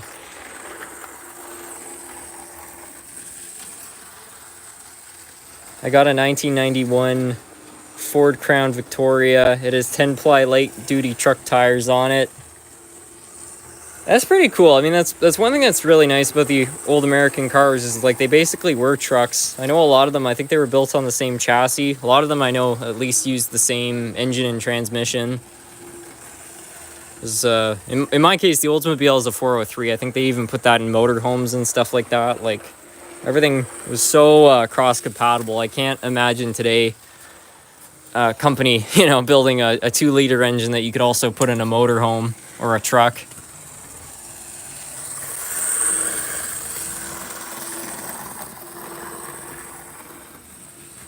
My 68 Cougar is 17 feet.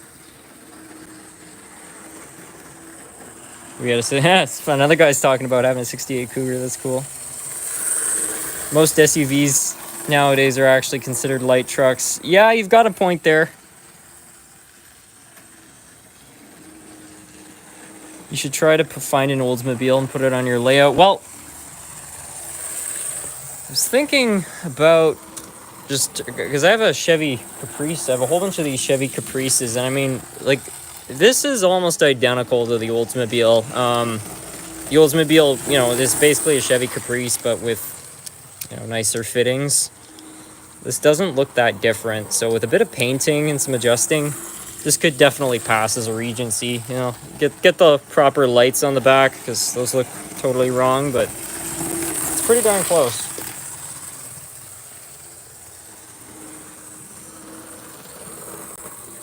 You need tires like that where I live, Harrison. The roads are brutal on tires.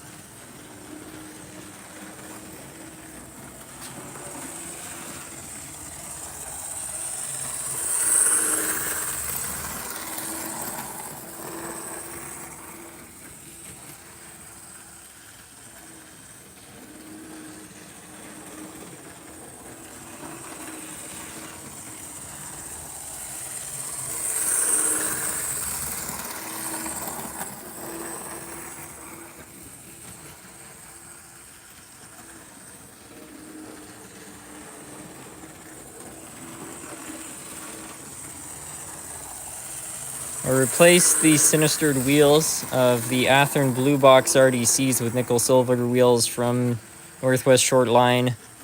Works great now.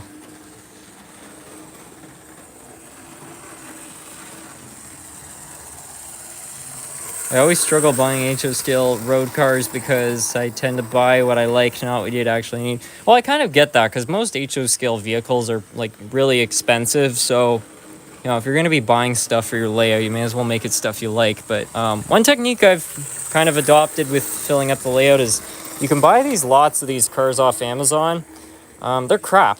They don't look good, but from a distance, they're kind of hard to tell the difference. So like if you have a modern layout, you can add a bunch of those, and then you're not spending a lot of money. And then with the money you've saved, go out and actually buy the sorts of things that you want to see on your layout. Because I think these things, again, this is in Canadian dollars, but these go for like 25 bucks or something. So they're wonderful, but they're not giving them away. Have you heard the song One Piece at a Time by Johnny Cash? I have, yeah, I love that song.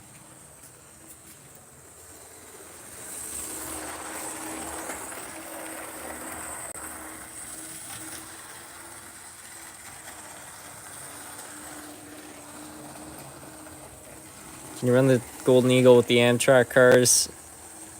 Sure, yeah. Well, I think after that I'll end off the live stream because it's starting to get kind of late. Don't want to keep everybody upstairs awake, but why not?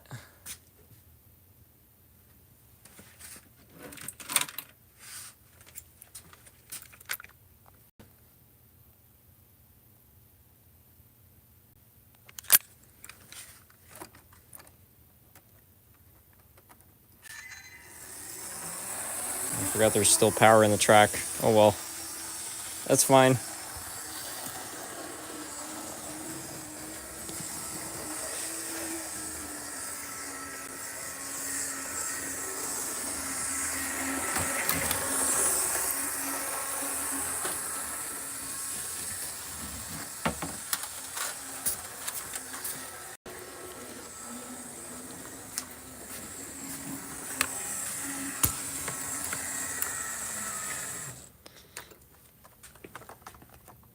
I think this scene is gonna look so good. Everybody might have to put on the theme song to Team America for this.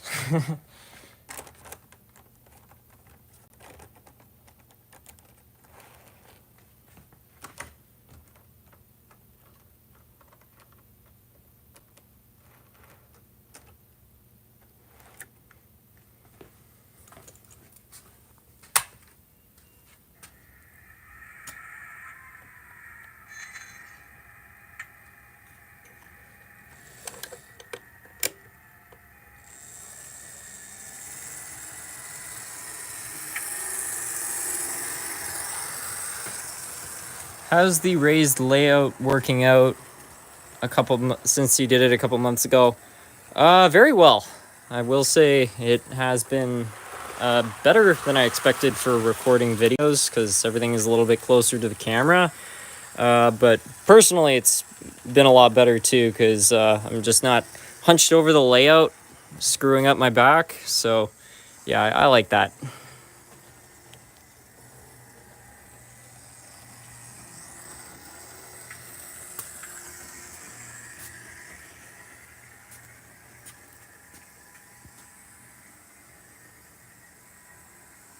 Good evening and salutations from the Florida Panhandle SMT. I see that DCC conversion seems to be working quite well. Yeah, not too bad.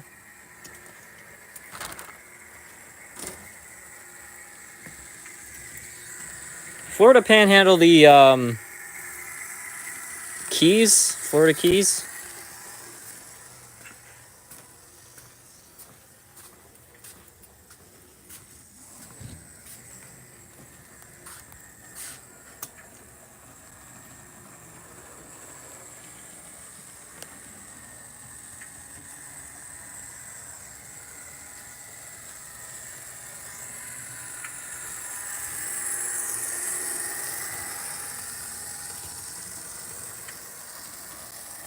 If you had a mansion, would you build a city? Yeah, oh yeah, for sure. Panhandle is nowhere near the Keys. Okay, I was just wondering if it was like a name or something. I know some people will name a certain area after a shape or whatever. Been to Florida quite a few times. I can't say I've heard of the Panhandle. I've only been to I've been to the Keys, I've been to Ocala, briefly in Miami. But every time I've gone back, it's always been the same spot.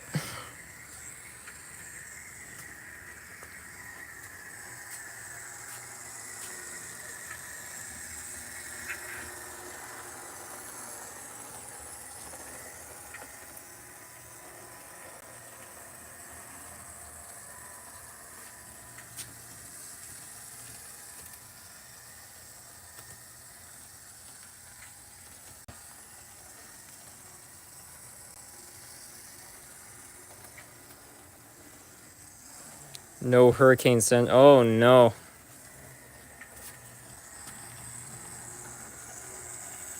You've helped me through some tough times. I want to thank you. Oh, well, I really appreciate hearing that. It's, part of the goal with these videos, just make them really chill. There's no politics, no stress. Well, the only stress is, when I burn out motors and stuff like that, but no real problems. That's why I try to keep the channel kind of tidy in that, so it means a lot to hear that.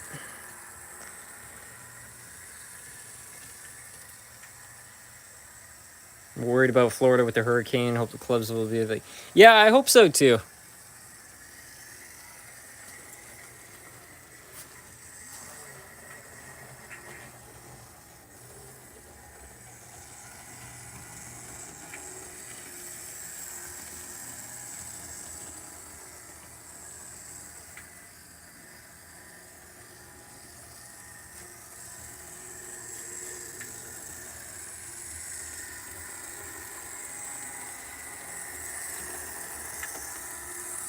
I'm building a 3D printed tender while watching.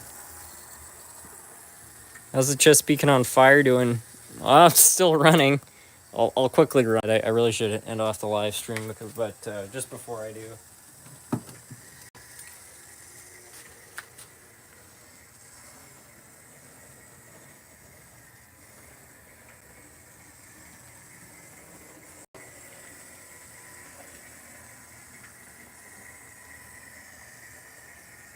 You have any RDCs in your collection?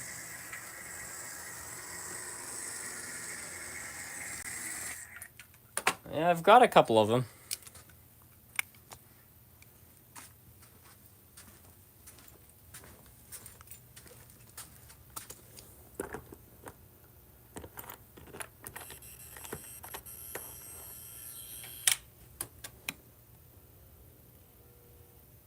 Uh-oh.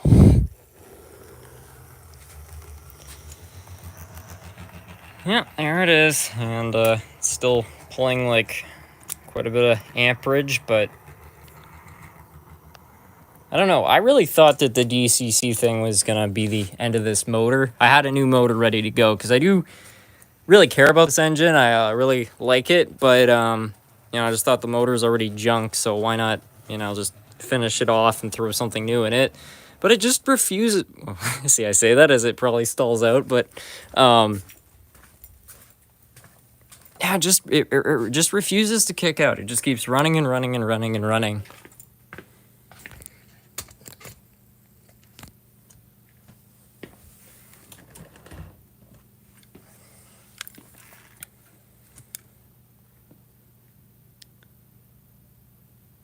What locomotive is the biggest hunk of garbage that still runs? Probably this old lifelike I have.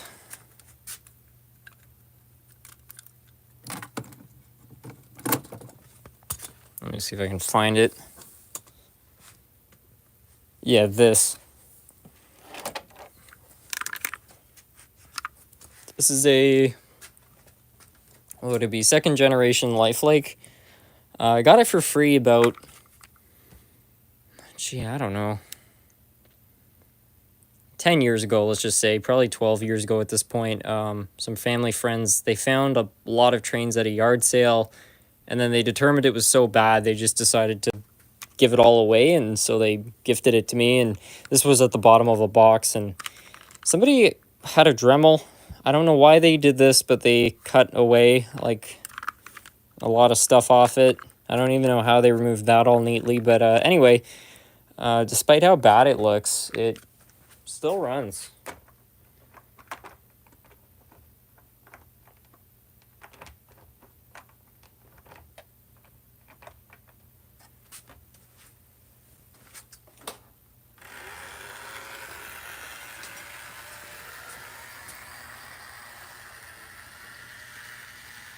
The BC derailment, yeah, I like that.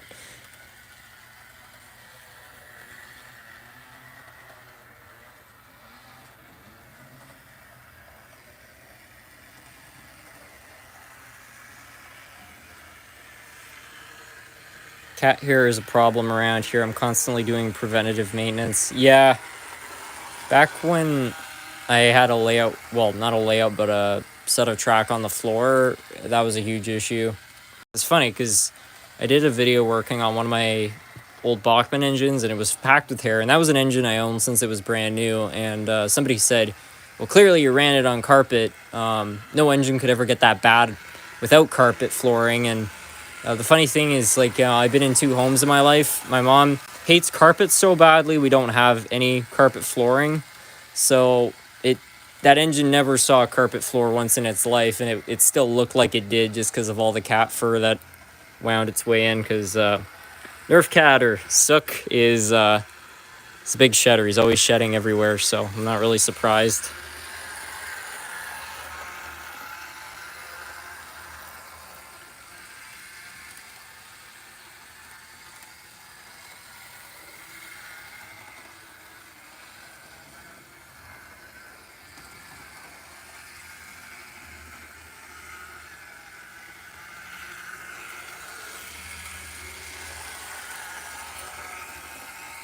Nerf Cat makes up for no carpets. Well, I mean, with the amount of time he spends on the floor, he kind of is like a mobile area rug. So I guess he kind of does. How's Maverick in the train room? We don't let him down here too often, just because he gets into everything and he chews stuff, and we don't want him eating things he shouldn't. But I've let him down here sometimes when I'm keeping an eye on him, and he just kind of wanders around, doesn't do too much. But yeah, he's always looking for things to munch on. Like, he'd see that like plastic bottle thing right there, and he'd be like, "Yep, lunch."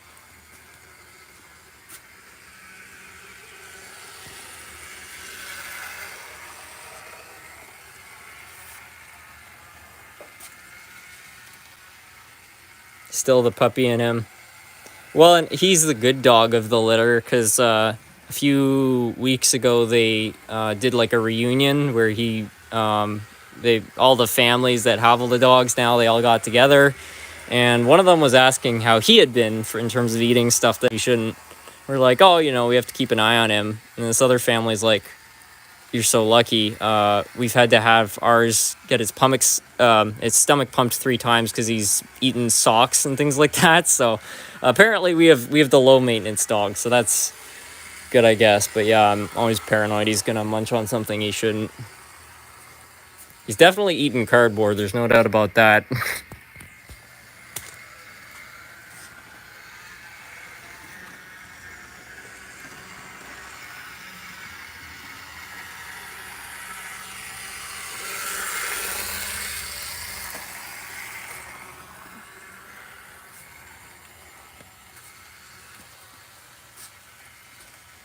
What kind of dog is it?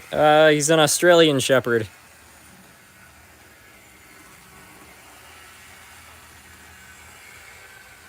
Does he do kitty bashing? He's been pretty good with the cat. The cat is also just a tough old bugger, though. So I mean, if the dog gets a bit too much in his face, he'll he's not afraid to get all fisticuffs. One thing I've noticed, though, this is really interesting. The cat will swipe him, but he won't put his claws out. So he'll kind of like smack him, but he won't actually claw him, which is interesting because I've seen him fight with other cats, and he's brutal. So yeah, it's funny that even though the dog bugs him, he's still, I don't know, he can tell not to be violent. So got to give him credit for that, because he's 17 years old, and yeah, seen a lot.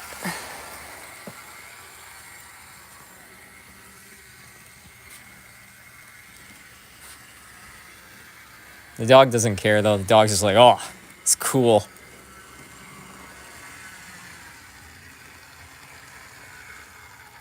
Have you seen the British cartoon Shaun the Sheep? Oh, yeah. They were Jewish. They chewed every day. Oh, no. What was one locomotive you always wanted to get but probably never will? The green Hiawatha. I don't even know if they actually made them, but in some old River Odyssey I'm getting tired. I can't speak English anymore. In some old River Odyssey pamphlets, there is the Nira Hiawatha, which is basically just like the darkened version of the regular Hiawatha.